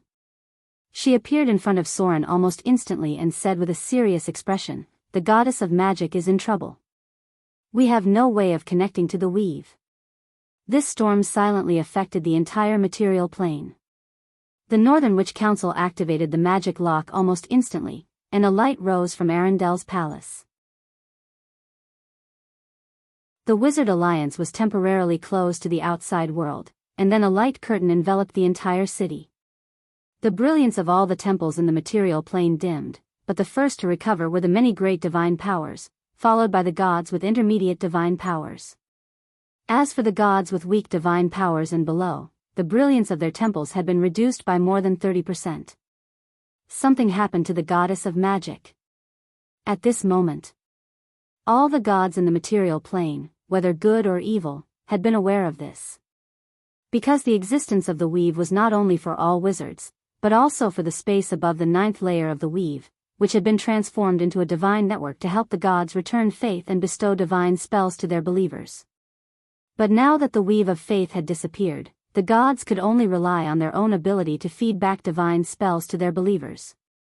Otherwise, the priests who served them would not be able to cast any divine spells. Soren's expression was very solemn. He glanced at Gloria and sighed, "I didn't expect this to happen in the end." The goddess of magic was in trouble. Soren was not sure if she had fallen, but judging from the disappearance of the weave, she was definitely in serious trouble now. The weave collapsed. Although Soren had shortened the time of the outbreak of this catastrophe and made a lot of efforts, he did not expect it to happen in the end. The weave of faith had disappeared along with the weave. The power of the gods was weakening. If the weave was still around, the gods could still crush the mortals. But now, with the collapse of the weave of faith, the process of the weave of faith had become even more difficult for the gods to recover their divine power. The disappearance of the weave made all the spellcasters feel uncomfortable. Even Soren, who had become an arcanist, found it difficult to cast spells without the help of the weave. It was at least several times more difficult than before. Fortunately, he had already expected this, and Gloria and the others were already prepared. But even so, with the disappearance of the weave, a large number of spellcasters in the material plane would lose their power. Their talent would not be enough to master spells. Half of the witches would be crippled. Many of the witches would only be able to cast low-level spells below the third circle. As for organizations like the Northern Witch Council and the Wizard Alliance, they would probably be facing an even more serious crisis now. The two of them looked at each other without saying a word. The collapse of the weave was a serious blow to the material plane. While it weakened the power of the mortals, it also weakened the power of the gods. The demons and devils would be ready to make a move. What do we do now? The sudden loss of the weave's connection made Gloria a little flustered. She looked at Soren and said, "Without the support of the weave, we will be in a lot of trouble." Soren looked at her and nodded. "Don't panic. You should get used to casting spells without the weave. The great arcanists have always cast spells without the weave. With your talent, you should be able to get used to it quickly. The research progress can be slowed down temporarily. Although the weave has disappeared, I don't sense the fall of the goddess of magic." The goddess of magic was not dead yet. After hearing Soren's words, Gloria couldn't help but calm down a lot. However, at this moment, the figure of the fallen witch also appeared. Her expression was a little panicked, but she still remembered something more important. She looked at Soren and her daughter in front of her and said in a deep voice, "The weave has disappeared. I just returned from the shadow plane. The shadow weave that extended to the shadow plane has also disappeared." "What? The shadow weave has also collapsed?" Soren couldn't help but be startled. Then, as if he thought of something, he muttered, "Could it be that something happened to the goddess of night? The weave and the shadow weave disappeared at the same time. Could it be that the two goddesses had a secret battle?"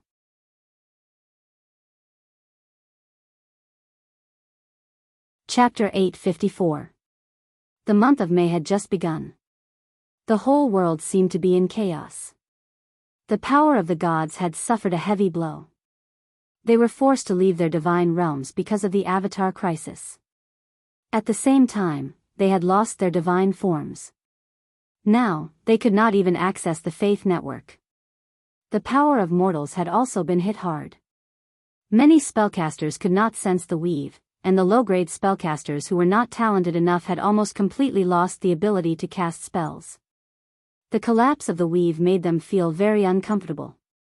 They had been used to the convenience of the weave, and after losing it, they could not control the chaotic magic energy. The role of the weave was not only to provide convenience but also to restrain the magic energy within the range of the weave. This chaos quickly spread to the Underdark because on this day, the spellcasters in the Underdark suddenly found that they could not cast spells. This was because the shadow weave had also disappeared.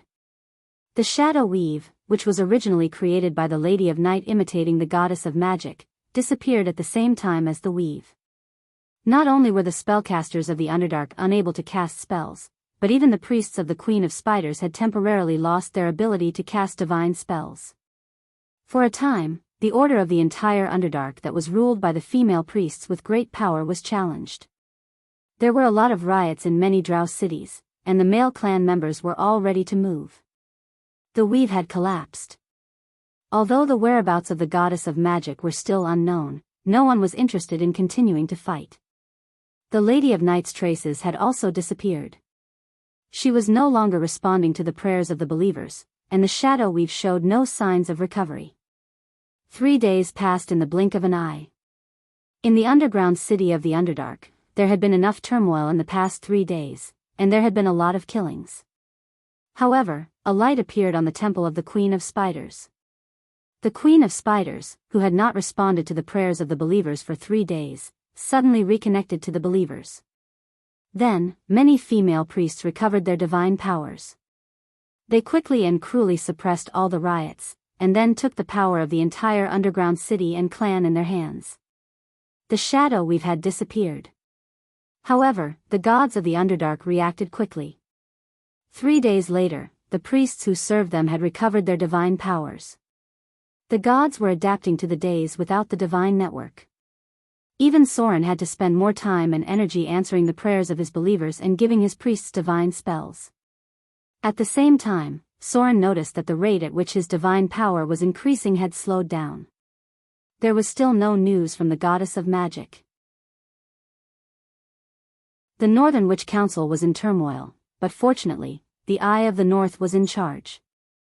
Now the Northern Witch Council had issued a blockade order and temporarily cancelled most of their activities. The entire organization had fallen into a state of retreat. Without the help of the weave, many witches became very weak. Some of them didn't even dare to walk out of their Adept's Tower. It was the same for the Wizard Alliance. The gates of this city had been sealed for 3 whole days. Arcane guards could be seen on the city walls, and a transparent barrier had not disappeared since the start of the battle. The Wizard Alliance rejected all visitors. All of the great wizards had been summoned back, and they were urgently discussing how to deal with the disappearance of the weave. Gloria's spellcasting ability was recovering. She had learned about the Arcanists a long time ago, and now she just needed to go further and spend more energy. The disappearance of the weave had severely damaged all the wizards with intelligence below 20 points. With their talent, it was difficult for them to control spell energy. That was to say, a wizard with an intelligence of about 20 points and a spellcasting level of 6 or above could only cast a level 1 or 2 spell at most. And those wizards who were born with intelligence attributes of less than 16 points and had not reached the middle grade themselves, now it was difficult for them to even cast level 0 spells. Mordor City had also temporarily fallen into a state of semi-closure. The disappearance of the weave required a period of adaptation. The witches under Gloria's command needed to learn new knowledge. They needed to train their spirits and use them to control their magic energy without the weave's restraint. The strength of all the witches was reduced by more than 50%. Fortunately, Mordor City was not supported by the power of spellcasters. After these witches lost many of their abilities, they became the existence that was blessed and protected by Mordor City. Moreover, in just a few days, more and more witches had joined Gloria's ranks. The Eye of the North also sent a letter. The Northern Witch Council also had knowledge about the Arcanists. At present, they hoped that both sides would give up any prejudices in the past and share all the knowledge about the Arcanists' spellcasting. The Wizard Alliance also expressed this idea to Mordor City. They said that they also had some knowledge about the Arcanists. If Mordor City agreed, they would immediately send a great wizard to visit. The collapse of the weave forced the spellcasters of the whole world to start saving themselves. Fortunately, the second wave of the Avatar crisis had ended, and the new wave had not yet arrived, which gave the spellcasters a short buffer time. They had time to adapt to the days without the weave and study how to cast spells without the weave. Or else they would have to face the demon army and the enemies of the past without the ability to cast spells. The disappearance of the weave made many wizards who were once high and mighty feel deeply uneasy. After losing their power, they could only rely on the golems and wizard towers to protect themselves. In just a few days, many wizards had been killed. Most of them were those who coveted their wealth and the enemies they had encountered in the past. In this case, the spellcasters who had no organization were the most miserable. Those who were protected by forces could hide in a safe place for a while. The magic lock of the Northern Witch Council had been closed for 3 days. The wizard city was completely closed to the outside world. Princess Royal of Arendelle also sent a magic message to Soren. Now the spellcasters' organizations in the entire material plane were dealing with the problems after the collapse of the weave. Gloria's witches group increased rapidly. At the same time, the scattered wizards of the City of Wealth, Port Tylon, and Shipwreck Bay also rushed to Mordor City. They were seeking protection from Soren, and most of them were under Saruman's command. Without the weave, they might not even be able to defeat a middle-grade warrior. At this moment of life and death, the once high and mighty spellcasters had to bow their heads and seek refuge in organizations that could temporarily shelter them. The spellcasters of Mordor City had increased to 600 or 700. But even with so many spellcasters, Soren was now facing a problem. That was, only a small part of them had the ability to become arcanists. Most of the spellcasters had to find other ways to restore their power. Finally, after a whole day of discussion, the Northern Witch Council, Arendelle's Ice Witches, the Mordor City Wizard Legion, the Wizard Alliance, and other organizations decided to share knowledge in the future. They must work together to solve the problem caused by the collapse of the Weave. P.S. Second update. Seeking attention and recommendation tickets from the public account.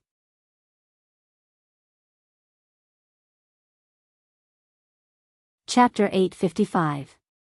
The Goddess of Magic and Lady of Night had an accident at the same time. Although it was not known whether the secret struggle between the two goddesses had an accident or something else had happened. However, the nerves of the gods were obviously nervous because this was the first time since the Avatar crisis that a greater divine power had an accident. Although gods had fallen in the past, they were all weak and weak. Although the Shadow Lord, who died in the hands of Soren, was a mid-level divine power, he was alone after all. But the Goddess of Magic and Lady of Night were different. Both of them were greater divine powers and had a group of gods serving them. The Weave and the Shadow Weave collapsed at the same time. Two greater divine powers disappeared together, and all believers and priests could not get their response. The Church of Lady of Night was a little better. After all, there were many other professions, but the fate of the organization serving the Goddess of Magic was very tragic. Because there were too many spellcasters, the collapse of the Weave directly led to a great reduction in power. Many evil gods who once had a grudge against the Goddess of Magic were secretly moving. But at this time, many other gods also stood up. The Lady of Silvermoon was the first god to stand up publicly to shelter the believers of the Goddess of Magic. In a sense, she was also the mother of the Goddess of Magic. Without her struggle with Lady of Night, there would be no Goddess of Magic. With the Lady of Silvermoon taking the lead, the rest was much easier. Many good gods temporarily sheltered the Church of the Goddess of Magic. Even the Goddess of Love, who had always been casual, stood up. The mother gods in this world were still relatively powerful. After all, the existence of the Goddess of Magic was very special. Many gods needed to rely on the faith network of the Weave. So after she disappeared, many people were looking for her. Even the gods who did not have a good relationship with her would contribute a little. Because the gods had cut off their connection with the divine kingdom, if they could not even connect to the faith network, their power would be too weak.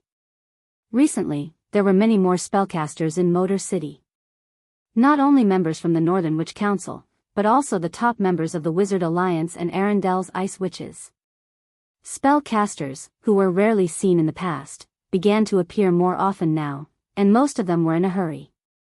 Many of them lived directly near the library in Mordor City. Mordor City was on high alert during this period of time. Any slight disturbance might lead to interrogation by the guards. The number of guards patrolling the port area was also 50% higher than before. How's the progress? Soren went to the war chess plane for a bit. After he came back, he immediately went to Gloria's laboratory and asked, "What are the results of your research so far?" There was a pile of books in front of Gloria. Next to her were the fallen witch and Alice, both of whom looked exhausted. The collapse of the Weave made them feel a little haggard.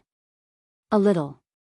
Gloria put down the book in her hand and said slowly, "At present, through the communication with the Northern Witch Council and the Wizard Alliance, we found that the biggest difference between the spellcasting of the Arcane Empire and the current spellcasting is the analysis of spell models. During the time of the Arcane Empire, most spellcasters completely construct spell models. This will slow down their learning speed, but it will give them a deeper understanding of spells. But today's spellcasting relies on spells. Some low-level wizards who are not talented enough can't complete the construction of spell models at all. They can only rely on repeated meditation and spells to form a spell model with the help of the Weave. The Weave was a connector and a storage device. Soren knew this for a long time because the spell slots he mastered were stored on the Weave. If a wizard did not change the spell stored in the spell slot, he could regain the spell with a little meditation. This convenience allowed many wizards with insufficient talent to gain the ability to cast spells, but it also made them dependent on it. Many wizard spell slots were fixed, and the spells stored in them may not be changed for a long time. With their calculation and understanding ability, they did not fully understand the structure of spell models. Spell models, huh? Soren couldn't help but think back to when he first learned spells. He didn't seem to understand the spells much. Perhaps it was an innate belief that the weave would collapse sooner or later, so Soren started learning spells by constructing spell models. Most of the low-grade magi started with meditation and incantations. Some didn't even know what spell models were. They relied entirely on repeating contact incantations to communicate with the weave, and finally mastered the most basic level, 0 cantrips. Gloria took out a blueprint and showed it to Soren, then said, "Our current test results show that after leaving the weave, most wizards have lost the ability to cast high-level spells. With their intelligence, they can't complete the construction of high-level spell models on their own. The weave provides the convenience of storage, and allows magi to obtain more spells. But now that the weave has collapsed, the storage function of the weave has been lost. If a wizard wants to regain the ability to cast spells, they have to memorize spell models again. We've already tested a portion of them. After reconstructing the spell models, more than 50% of the witches were able to cast low-level spells. However, this is only limited to the low-level spells that they have mastered. Normal spellcasters don't have enough memory and understanding. Apart from a few talented wizards, the rest can only recover 3 to 5 types of low-level spells. Any more and it'll be beyond their abilities. However, the test results also showed an interesting phenomenon. After leaving the weave, spellcasters are no longer limited by spell slots. The key to determining how many spells they can cast is their spiritual force and their own mana. Their spellcasting level did not decrease. Our preliminary test results show that a mid-level or high-level wizard who has lost all his other spells can cast Fireball continuously more than 10 times after memorizing the spell model. The number of times they can cast spells is not much different from the number of spell slots they had in the past. Soren couldn't help but fall into silence after hearing this. After pondering for a moment, he raised his head and said, "Simply put, the only difference is that their mana has not decreased. The only difference is that without the weave, they are unable to master many spells.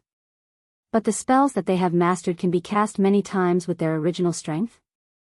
The Fallen Witch also raised her head at this time and nodded, "Yes. The results of our research with the Wizard Alliance is that most of the mid-level and low-level wizards do not have the ability to become arcanists.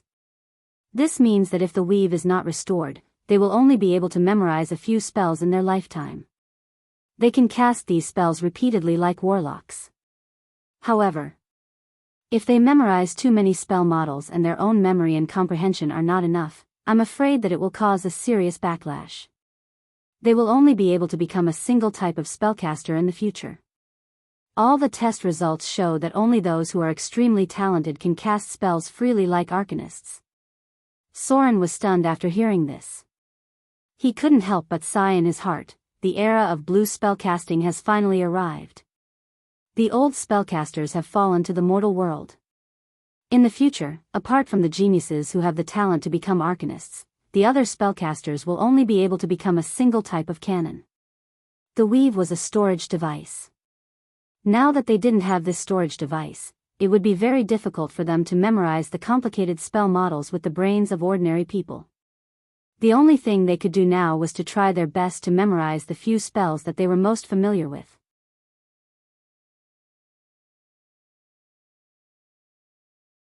Chapter 856. After the collapse of the magic network.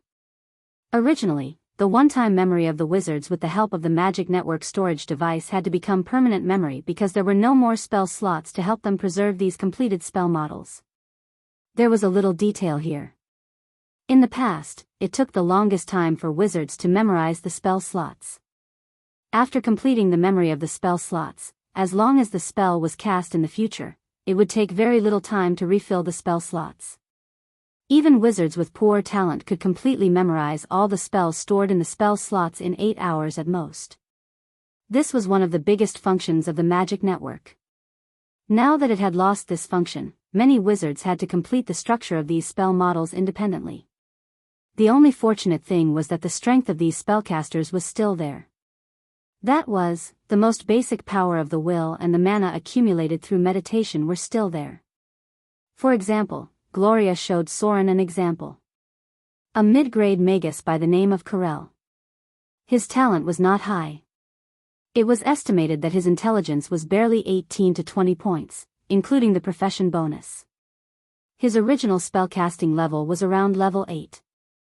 After the collapse of the magic network, he completely lost all his spells. However, after the test in Mordor City and the Wizard Alliance, he remastered the most basic level 1 spell, Arcane Missile, through continuous practice. At present, this was the only level 1 spell he could cast. In the case of only being able to remember to cast this spell, he could cast Arcane Missile more than 30 times in a row before exhausting his power. This meant that his original ability had not disappeared. It was just that he had lost the magic network and could no longer master other spells. For a long time in the future, he would only be able to cast some very low-level spells. What are you going to do now? Soren frowned and looked at the results of the test carried out by Gloria and others. He slowly said, "There are still many wizards who can't cast spells. We must solve this problem as soon as possible. At least let them protect themselves." Gloria nodded and said, "I know. So the result of our discussion is to let them rememorize the spells they are most familiar with and most commonly used. At present, we can only let them learn warlock techniques, and through repeated practice, they will be able to master spells again. However, in the future, I'm afraid it will be difficult for these people to learn new spells. The types of spells they have mastered may be even less than warlocks. Warlocks relied on their innate ability to cast spells. After the collapse of the weave, the high and mighty spellcasters would only be able to grasp a few spells through constant communication, unless they met the requirements to become arcanists. The weave also existed during the Arcane Empire. A large number of low-ranked spellcasters relied on the weave to cast spells. However, arcanists generally avoided the weave, and if one advanced to become a great arcanist, there would be no problem with the weave. "How's the great Daoist master?" Soren thought for a moment and asked, "Did the Archmage's spellcasting abilities decrease?" The one who answered him was the fallen witch. She slowly said, "The great wizard's abilities didn't decrease too much. With their talent and understanding of magic, even without the weave, they would be able to cast most magic. However, there will definitely be some effects. The effects they receive should be similar to ours. They need to memorize all the spells again." The fallen witch's innate ability was astonishing. She could rely on a person's memory to dismantle and reassemble such a complicated, elemental furnace. Her memory and comprehension were simply at the level of a scientist. The great wizards were all spellcasters who had advanced to become legends. Their innate abilities were outstanding. Even if the weave collapsed, they could easily memorize all the spells. This was something worth rejoicing over. After the collapse of the weave, although the lower-ranked wizards were heavily injured, the wizards above the legend rank weren't affected too much. "Then what about your current strength?" Soren thought for a moment and asked, "Do you think your strength has decreased or increased?" Gloria frowned and hesitated for a moment before slowly saying, "I'm not too sure. However, one thing is certain. After the collapse of the weave, the spells we can use have become much more flexible. Although the original spell slots provided convenience for spellcasters, it also limited the abilities of those with outstanding innate abilities. In the past, when we used spells, we had to limit ourselves to the contents of the spell slots. But now, we can use all the spells we know at will. The only way we can use spells is by our spiritual force and mana. Before our mana and spiritual force are exhausted, we can use spells at will. We haven't tested it yet, so I'm not sure if our strength has decreased or increased. Moreover, the convenience of the weave makes it easier to use spells. After leaving the weave, according to our preliminary calculations, the total number of spells we can use should have decreased by around 30%. The weave was a framework, but it was also a restriction. A first circle spell slot could only store first circle spells. Although the usage was maximized, the framework was still there. No one could escape the restrictions of the goddess of magic. Now that the weave had collapsed, without this framework, there was no longer this convenience. Relying on one's own ability to use the weave would definitely not be able to compare to it, so the total number of spells they could use had decreased. Of course. Unless one only remembered first circle spells, the number of spells they could use would increase exponentially. This was because all the second circle spell slots had been converted into first circle spells. How long will it take for these spellcasters to recover their combat strength? Soren asked the most important question. Gloria pondered for a long time before saying, "It's hard to say. Now, it depends on their innate abilities. I estimate that in about a month, most of the spellcasters will recover some spells. But some of them may only be able to use level 0 spells in the future." Without the weave, the reality was cruel. Spellcasters who were not geniuses or quasi-geniuses would be able to use level 0 spells in the future. The existence of the weave naturally had its reasons. The age of thorium was so glorious, but after the death of the first goddess of magic, it was destroyed in history. An arcane civilization could not be supported by the geniuses at the top. If magic was to be popularized, it had to rely on the power of the weave. If the weave could not be restored, the current batch of spellcasters would be slightly better off. From now on, without the help of the weave, it would be much more difficult for anyone to become a wizard. Soren conservatively estimated that they would need at least 18 points of intelligence to become wizard apprentices and master the lowest level 0 spells. After that, they would be able to learn first circle spells when they reached level 4. Note, because wizards can only reach 20 points of intelligence when they reach level 4. The current batch of wizards had accumulated experience and training in the past, so most of their intelligence had already reached 20 points due to their profession level. In the future, the number of wizards would plummet. Without the weave, if it could not be restored or replaced, then the age of chaos would gradually arrive. In the end, the number of spellcasters would become fewer and fewer.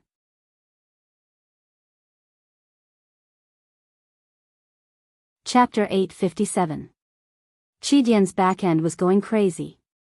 Fu Tu had already changed the chapter after the repetition yesterday. Those who had already subscribed did not need to subscribe again. The content had already been changed to the third chapter. The new backend was not very useful. Everyone, please bear with it. Fu Tu would not deliberately repeat the chapter, otherwise, would have already activated the anti-piracy function. And that's all.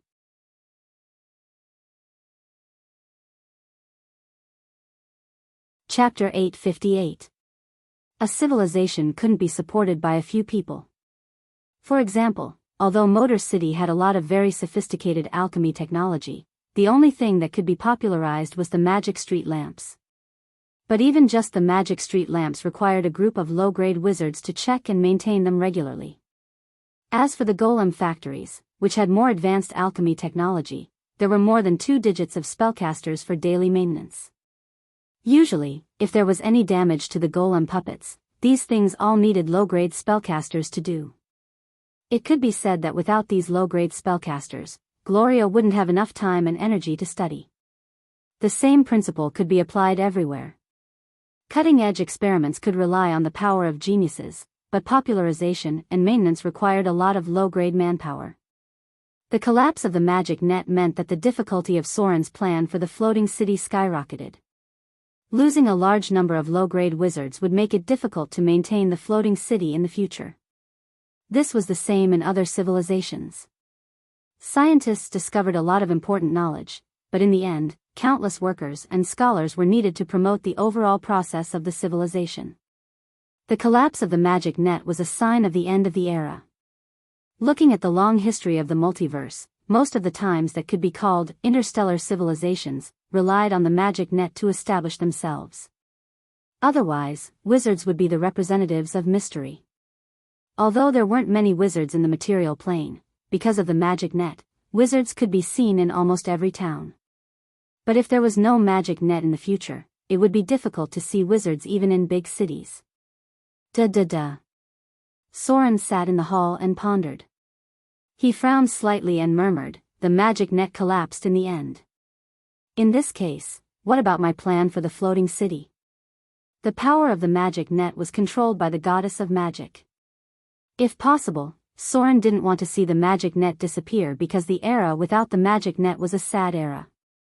Where is the goddess of magic now? Did she fall? Soren looked out of the window and whispered, "If the goddess of magic falls, the new successor can regain control of the power of the magic net. Similarly, the magic net will be repaired. In the current situation, should I implement Plan B or Plan C?" The fall of the goddess of magic was inevitable in the original history. Although Soren had helped the goddess of magic survive the first crisis, he was still unable to prevent the collapse of the magic net. The only thing he could do was to ensure that the goddess of magic was still alive even though she was missing. The collapse of the weave was one of the most critical factors in the Avatar crisis. That was why Soren had a backup plan a long time ago. Helping the goddess of magic was Plan A that Soren had prepared, and it seemed like Plan A had failed. Because the weave had already disappeared. Soren was a person who was used to acting after making up his mind. Of course, he didn't only have one plan. He had two other backup plans. For example, Plan B. In Soren's original plan, if the goddess of magic couldn't escape the fate of death, then he would turn around and help the Silvermoon Lady obtain the power of the goddess of magic. Because the Lady of Silvermoon was one of the creators of the goddess of magic, she could replace the goddess of magic to repair the divine network. Of course. Other than that, Soren also had a Plan C. This plan was much bolder, and he only thought of it after advancing to the mid-level divine power. Because the current goddess of magic, Midnight, used to be just an ordinary witch. She became a god because she inherited the power of the goddess of magic. If Soren had enough cards up his sleeve, he might be able to try to help someone get the priesthood of the goddess of magic. For example, Gloria or Fallen Witch. The difficulty of Plan C was extremely high. But it wasn't completely impossible. Anything could happen in the time of troubles. There were many mortals who became gods in the original history. It was naturally not impossible to seize the priesthood of the goddess of magic from the hands of the gods. But if Soren did this, he would have to face too many enemies. After all, this was a priesthood of greater divine power. And, to be honest, Gloria or Fallen Witch's abilities were not enough to control the power of the goddess of magic. There was only one way for Gloria to obtain the priesthood of magic. Soren could seize the power of the priesthood and transfer it to her, allowing her to become a god as a mortal. The weave. The shadow weave. Soren frowned as he pondered. He seemed to be hesitating as he muttered, "I have the priesthood of shadow, and I am an arcanist. Then, can I try to obtain or create something similar to the shadow weave?" Soren didn't dare to think about the real shadow weave.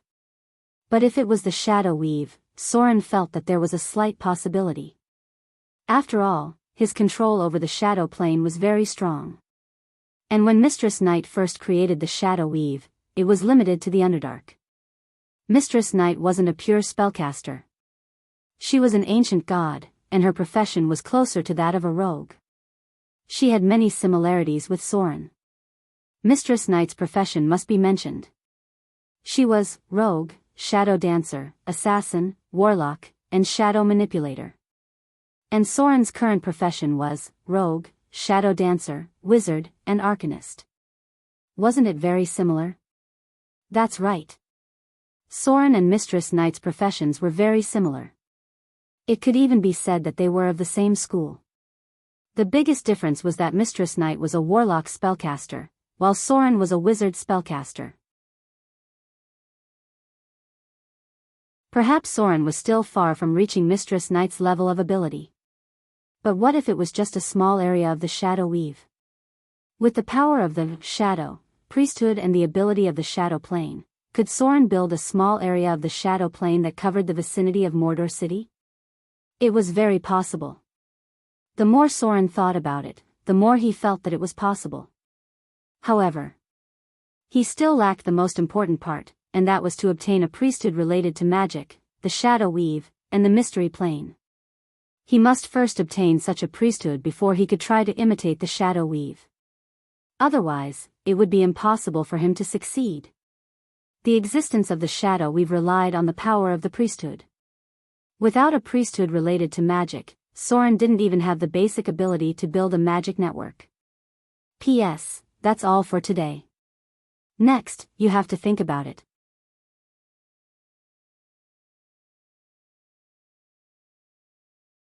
Chapter 859. The collapse of the shallow weave did not affect Soren much. However, the collapse of the faith network had a very serious impact on Soren. With the collapse of the faith network, Soren's workload of responding to the prayers of the believers suddenly increased several times.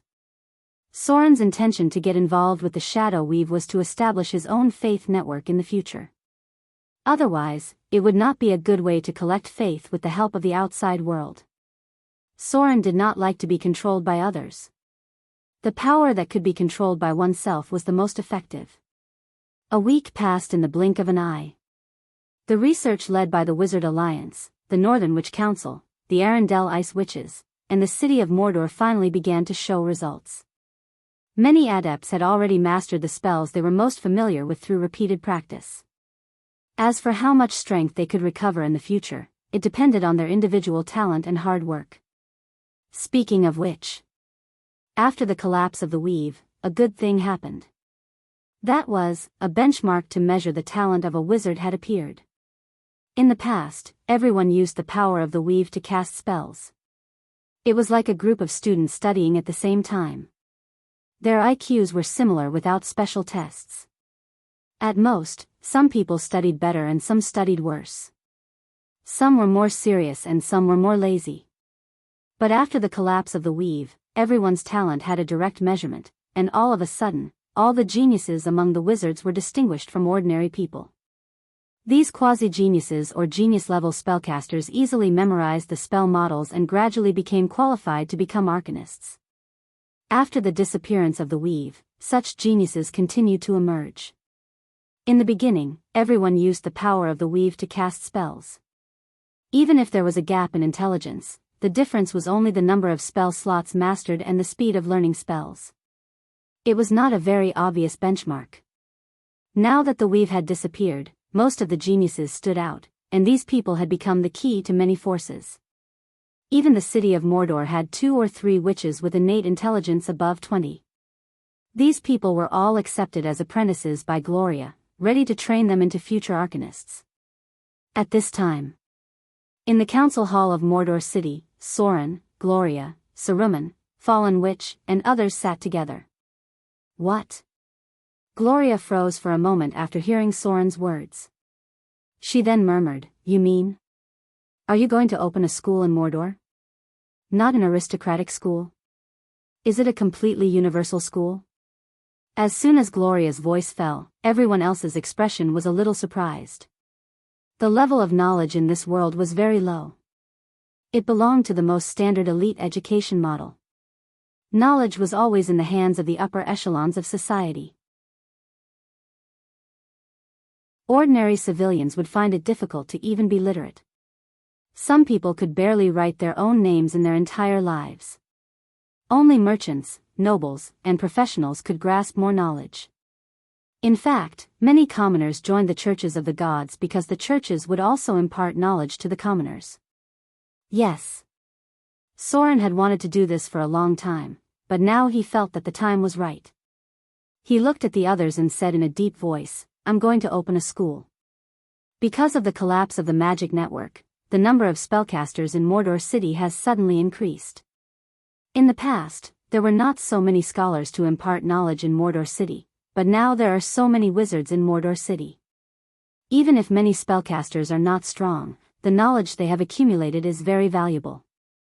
Mordor City needs a lot of talents in the future. Not only talents with the potential to become wizards, but also talents in other aspects. I'm going to try a new model. You can call it assembly line production.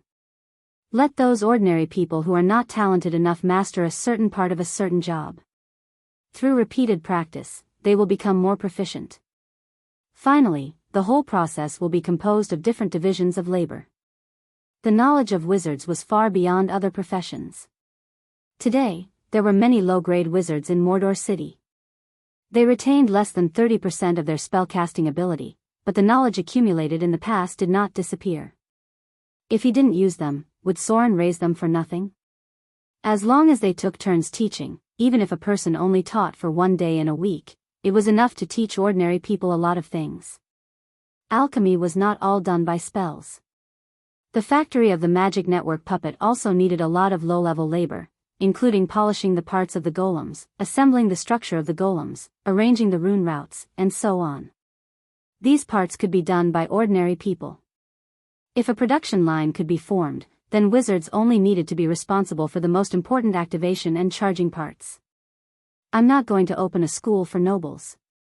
Soren saw that the others still didn't understand, so he slowly explained, in short. You can think of it as a technical school. Except for the simplest knowledge of words, all the other categories are to learn some kind of technology. Such a school doesn't take too long to specialize. It will take a few months to a year or so. The students there can master one kind of technology, and then directly go to work in various positions in Mordor City. In this way, even ordinary families in Mordor City can afford it. Why was the prevalence of knowledge in the material plane so low? To a large extent, it was because ordinary families simply couldn't afford a labor force that could not bring any income to the family. That was why knowledge would circulate among merchants and noble families. What Soren wanted to do was to shorten this cycle. At present, Mordor City was under rapid construction, and low-end labor had gradually been replaced by golems. What he needed now was more technical labor. In this way, opening a technical school had become a very important part. A technical school with a learning period of half a year to a year could provide a steady stream of low-end and middle-end talents with a mastery of water conservancy, forging, engineering, alchemy, and other professions for Mordor. It was even more straightforward. At present, Mordor City no longer needed coolies. What Soren needed were workers. That's right. Workers, workers, workers. Important things must be said 3 times. The purpose of Soren's school was to train workers to meet the needs of a large number of low-end technical labor in the floating city in the future. Speaking of this, Soren paused, then looked at Saruman in front of him, and said in a deep voice, regarding alchemy technology, everyone has seen the results of your research. So, I'll arrange for someone to do the specific construction of the school, but you'll still be the dean. If it's a preliminary plan. I'm going to recruit about 3,000 students from Mordor City. After graduation, these people will go directly to work in the arsenal, laboratory, and city hall of Mordor City. Gloria needed to be responsible for studying the floating space tower, Fallen Witch's focus was on the elemental furnace, and Alice was responsible for the golem factory. Soren naturally couldn't manage the school himself. So at present, the only person in Mordor City who had the energy to be the dean was probably Saruman, who was only in charge of an alchemy laboratory. Training workers was only the most basic plan. If this academy could really be set up, Soren would have even more talents to cultivate in the future. The professional academy had long been one of his ideas. Otherwise, there would be too many things to consider and the investment would be too great. He had already begun to plan for it. Some things must be considered in the current actual situation. Taking the residents of Mordor City as the standard, the family support to train a skilled worker was already the limit. It couldn't be helped. The foundation of the material plane was still too low.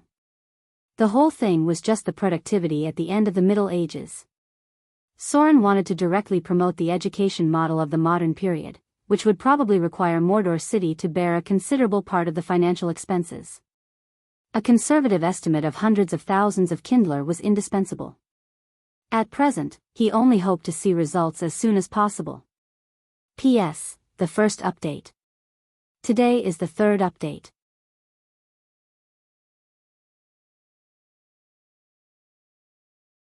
Chapter 860. Mordor City. Hammerstone Tavern. As a newly built tavern, the Hammerstone Tavern was not very lively, far less than other high-end taverns in Port Mordor. However, there was also a benefit of the tavern here, that was, there were regular customers from military camps and munitions factories. Especially the Grey Dwarves of Mordor City, they liked the high-alcohol liquor here very much. Compared with other taverns, the Hammerstone Tavern was cheap.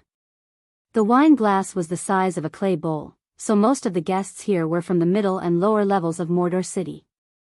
Today, there were a lot of guests in the Hammerstone Tavern. However, unlike the bustle of the past, today's Hammerstone Tavern was full of whispers. Have you heard? The higher-ups are going to set up an academy. I heard that there are no requirements for admission. As long as you have a Mordor residence permit, you can enter. And you don't need to pay any tuition. I heard that the great Soren is going to let those noble wizards be teachers in person. Not knowing when it started, Soren in Mordor City was no longer just called Soren, sir. More and more people began to use the word great to describe Soren's achievements. Because all these changes were closely related to their lives, the lower-class civilians were actually very easy to be satisfied. They would remember who made their lives better and better. I know. I just heard about it today. A bearded man took a sip of wine and said, "The city hall revealed the news early in the morning. But it's not all wizards. The city hall is recruiting other scholars and craftsmen as teachers. It is said that the Mordor Academy specializes in teaching some skills. But it's not completely free. The academy has fees, but if your family is in trouble, you don't have to pay first. After graduation, these tuition fees can be slowly paid off through work. As long as you can work in Mordor City, you can pay off the tuition fees in half a year at most." As a primitive era. At present, the material plane was still implementing the apprenticeship system, which was similar to ancient China. Even an ordinary craftsman apprentice would need 3 to 5 years to complete their apprenticeship, and during this period, they would be free labor. In this era, a good craftsmanship could support a person for a lifetime. The ceremony of apprenticeship was very complicated in all aspects. It was also very common for apprentices to be beaten and scolded. Sometimes, if they met a bad master, it could take them more than 10 years to earn a living. Although Soren did not open a professional college, the current system in Mordor City was already changing the rules of reality. It could be said that as long as this academy system was established, the simple and primitive apprenticeship system in other places in the material plane would basically disappear from Mordor City, and the cultivation of talents would be more efficient. I know. The other man continued, "My nephew is about the same age. I've always wanted him to be a sailor, but he doesn't like drifting on the sea. I'm going to let him go in and learn something. I can also have an official job in Mordor City in the future. It's good that he can learn some useful skills at his age." Not everyone was qualified to be a professional. And being a professional was not as good as ordinary people thought, because professionals had to face more dangers. Many parents still wanted their children to live an ordinary life, not to join the army or drift on the sea. Mordor City now provided a lot of job opportunities, but there were very few capable people. Most of them were low-end coolies who sold labor. They used to be useful, but now there were more and more golems in Mordor City. These simple labor could be replaced by golems. At present, Mordor City needed more skilled talents. Yeah. I think so too. I'm going to send my son to learn how to build a ship. Mordor City is overseas.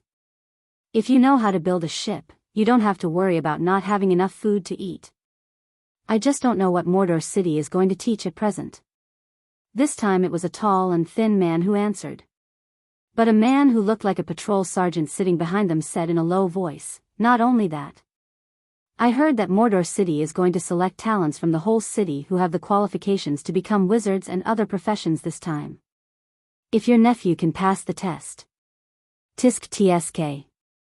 That's great. They will definitely be the new rich of Mordor City in the future."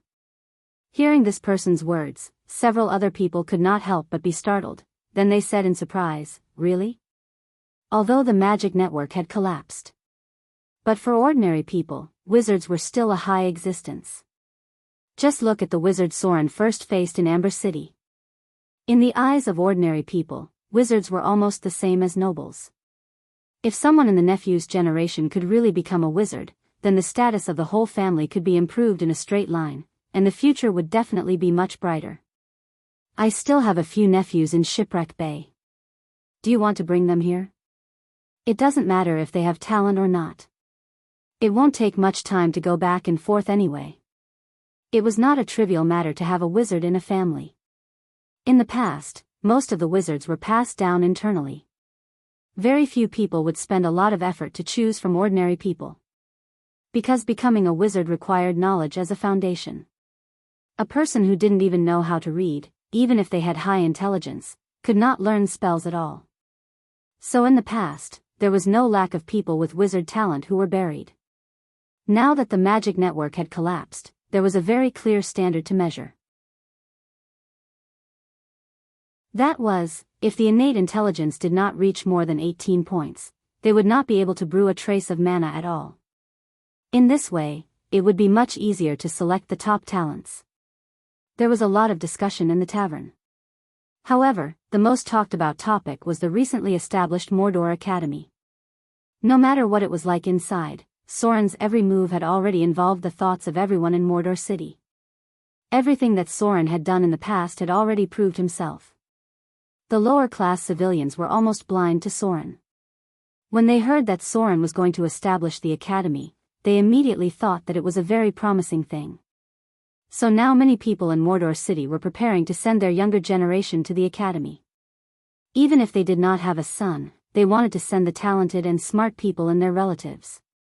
Invisibly, the most promising group of newcomers in Mordor City gathered together with Soren's words. How many talents could be born in the future, how stable the foundation of Mordor City would be. P.S. The second update. There is another update today.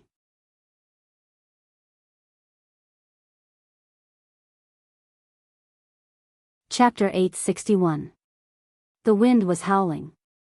Accompanied by a violent tremor, the broken wall in front of them collapsed with a loud bang. Then, a tall mutated lizard man appeared in front of everyone, and a petite figure was wandering around it. This petite figure was so agile that only afterimages could be seen when she moved, but when she attacked, they could still vaguely hear a cat-like figure. Lulu. Stop playing. The high priest stood calmly not far away. After a glance, he slowly said, "Get rid of this guy. Let's continue to look for the entrance to the anti-magic prison." Meow. The petite figure landed on the ground and nodded. The next moment, 3 cold lights appeared.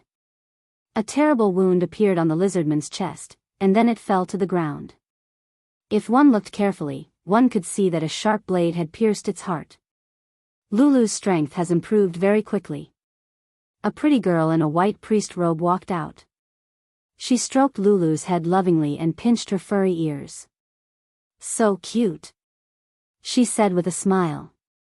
Lulu didn't seem to like being pinched. She hid behind the high priest, looked at her, and whispered, "Sister Milan's progress is really scary. Now she can use legendary divine spells." As she grew older, Lulu gradually began to show more characteristics of a werbeast. She had another combat form. After transforming into a werbeast, she would show a pair of sharp canine teeth. As a feline werbeast, Lulu's combat talent was very similar to that of a feline. It could be said that fighting was one of her instincts. Lulu received the training of an assassin like the drows. With the talent of a feline, she was a little bit successful. She's a saint priest. She's not the same as ordinary mortals. The high priest glanced at Milan. Facing the calm eyes of the high priest, Milan was obviously a lot more cautious. Then the high priest slowly said, "Although the purpose of this trip is to explore the pirate island, it's also one of the tasks to train your ability so that you can enter the realm of legends as soon as possible. Don't be careless. According to my senses, there should be a lot of dangerous creatures nearby." There weren't many dangerous creatures on Pirate Island. After entering the island, the high priest split up the team. Because the island was too big, they had to spread out in order to gather information as quickly as possible. Lulu and Milan were in her team. The other team was made up of Ugly Monkey and Giant. Because of the High Priest's psychic field, there was no need to worry about communication issues. If anything happened, the other team could immediately rush over to help. As a top-notch spirit warlock, the High Priest's ability was even more useful than the technology of the interstellar era. High Priest. We found a group of shark men. At this moment, Ugly Monkey's voice rang out in the psychic field. He seemed to be a little excited as he said, "We found a passage near the northern coast of the island. But the road has already sunk. I suspect that this is the entrance to the anti-magic prison." Anti-magic prison. This was the most important purpose of their trip. For Soren, the wealth of the pirate island was not important. There were many ways to make money in Mordor, but the alchemy technology in the prison was very important, especially the use and development of the magic lock. Don't go in. The anti-magic prison is definitely more dangerous than you think. Wait for us to come over. Hearing this, the High Priest was shocked and immediately said, "I have confirmed your coordinates. We will be there in about 15 minutes. Pay attention to those shark men, don't disturb them easily." This island had been occupied by mutated creatures. Most of the creatures seen so far were marine species and amphibious creatures. Because of the high energy radiation, the monsters here were very powerful. It was difficult to see creatures below the higher grade. However, because of the high energy radiation, the minds of these creatures were a little crazy. They were like crazy and bloodthirsty primitive creatures, and some of their characteristics were even like demons. They were full of aggression. This was similar to the indigenous people. Because of the energy radiation, the indigenous people in the outer islands were more irritable by nature. Compared to other species, they were very aggressive and violent. The high energy radiation would cause problems for the creatures. This was the same for the elementals because a group of angry wind elementals appeared in the Amazon tropical forest because of the divine power of the Storm Lord. At present, the Amazon female warriors were annoyed by these wind elementals. The High Priest and the others rushed over. When they arrived, the drows had already followed. In front of them was a group of shark men with amazing physiques. Unlike other shark men, the eyes of these shark men were red. They were entrenched near the coast, and a group of underwater buildings could be seen. This was their lair.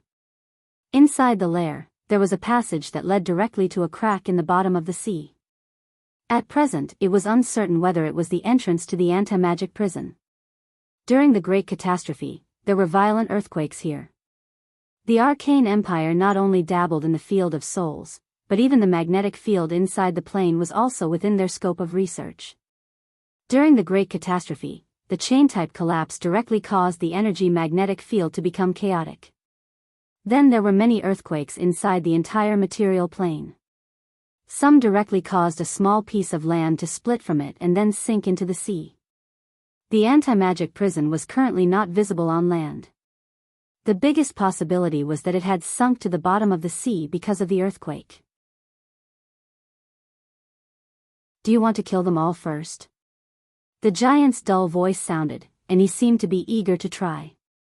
The High Priest shook his head gently and said slowly, "There's no need to kill them all. Leave the priests inside for me to interrogate. There should be something useful." Hearing the High Priest's words, the giant smiled and licked his lips. Then he carried the huge and heavy anchor and walked forward. After this period of battle, the group of people had gradually gotten used to each other. The giant was a very qualified meat shield. Not only was his skin thick, but he was also tall and strong. He was first class in attracting hatred. Although there was no legendary wizard, because there was a level 30 psionic warlock, they might be more powerful than other legendary teams in a real battle. Because the High Priest's psionic force field was already a kind of domain-type power, even in a battle, they could communicate instantly without any delay. Unless someone's ability was stronger than her and could interfere or break the psionic force field, otherwise, they were almost invincible in a battle of the same level. P.S. Third update. The public WeChat advertising girl has been restored. Everyone can tease her when you have time. You're tuning into the Dreamy Love Stories YouTube channel. Don't forget to subscribe and join us on this journey to catch the most captivating stories.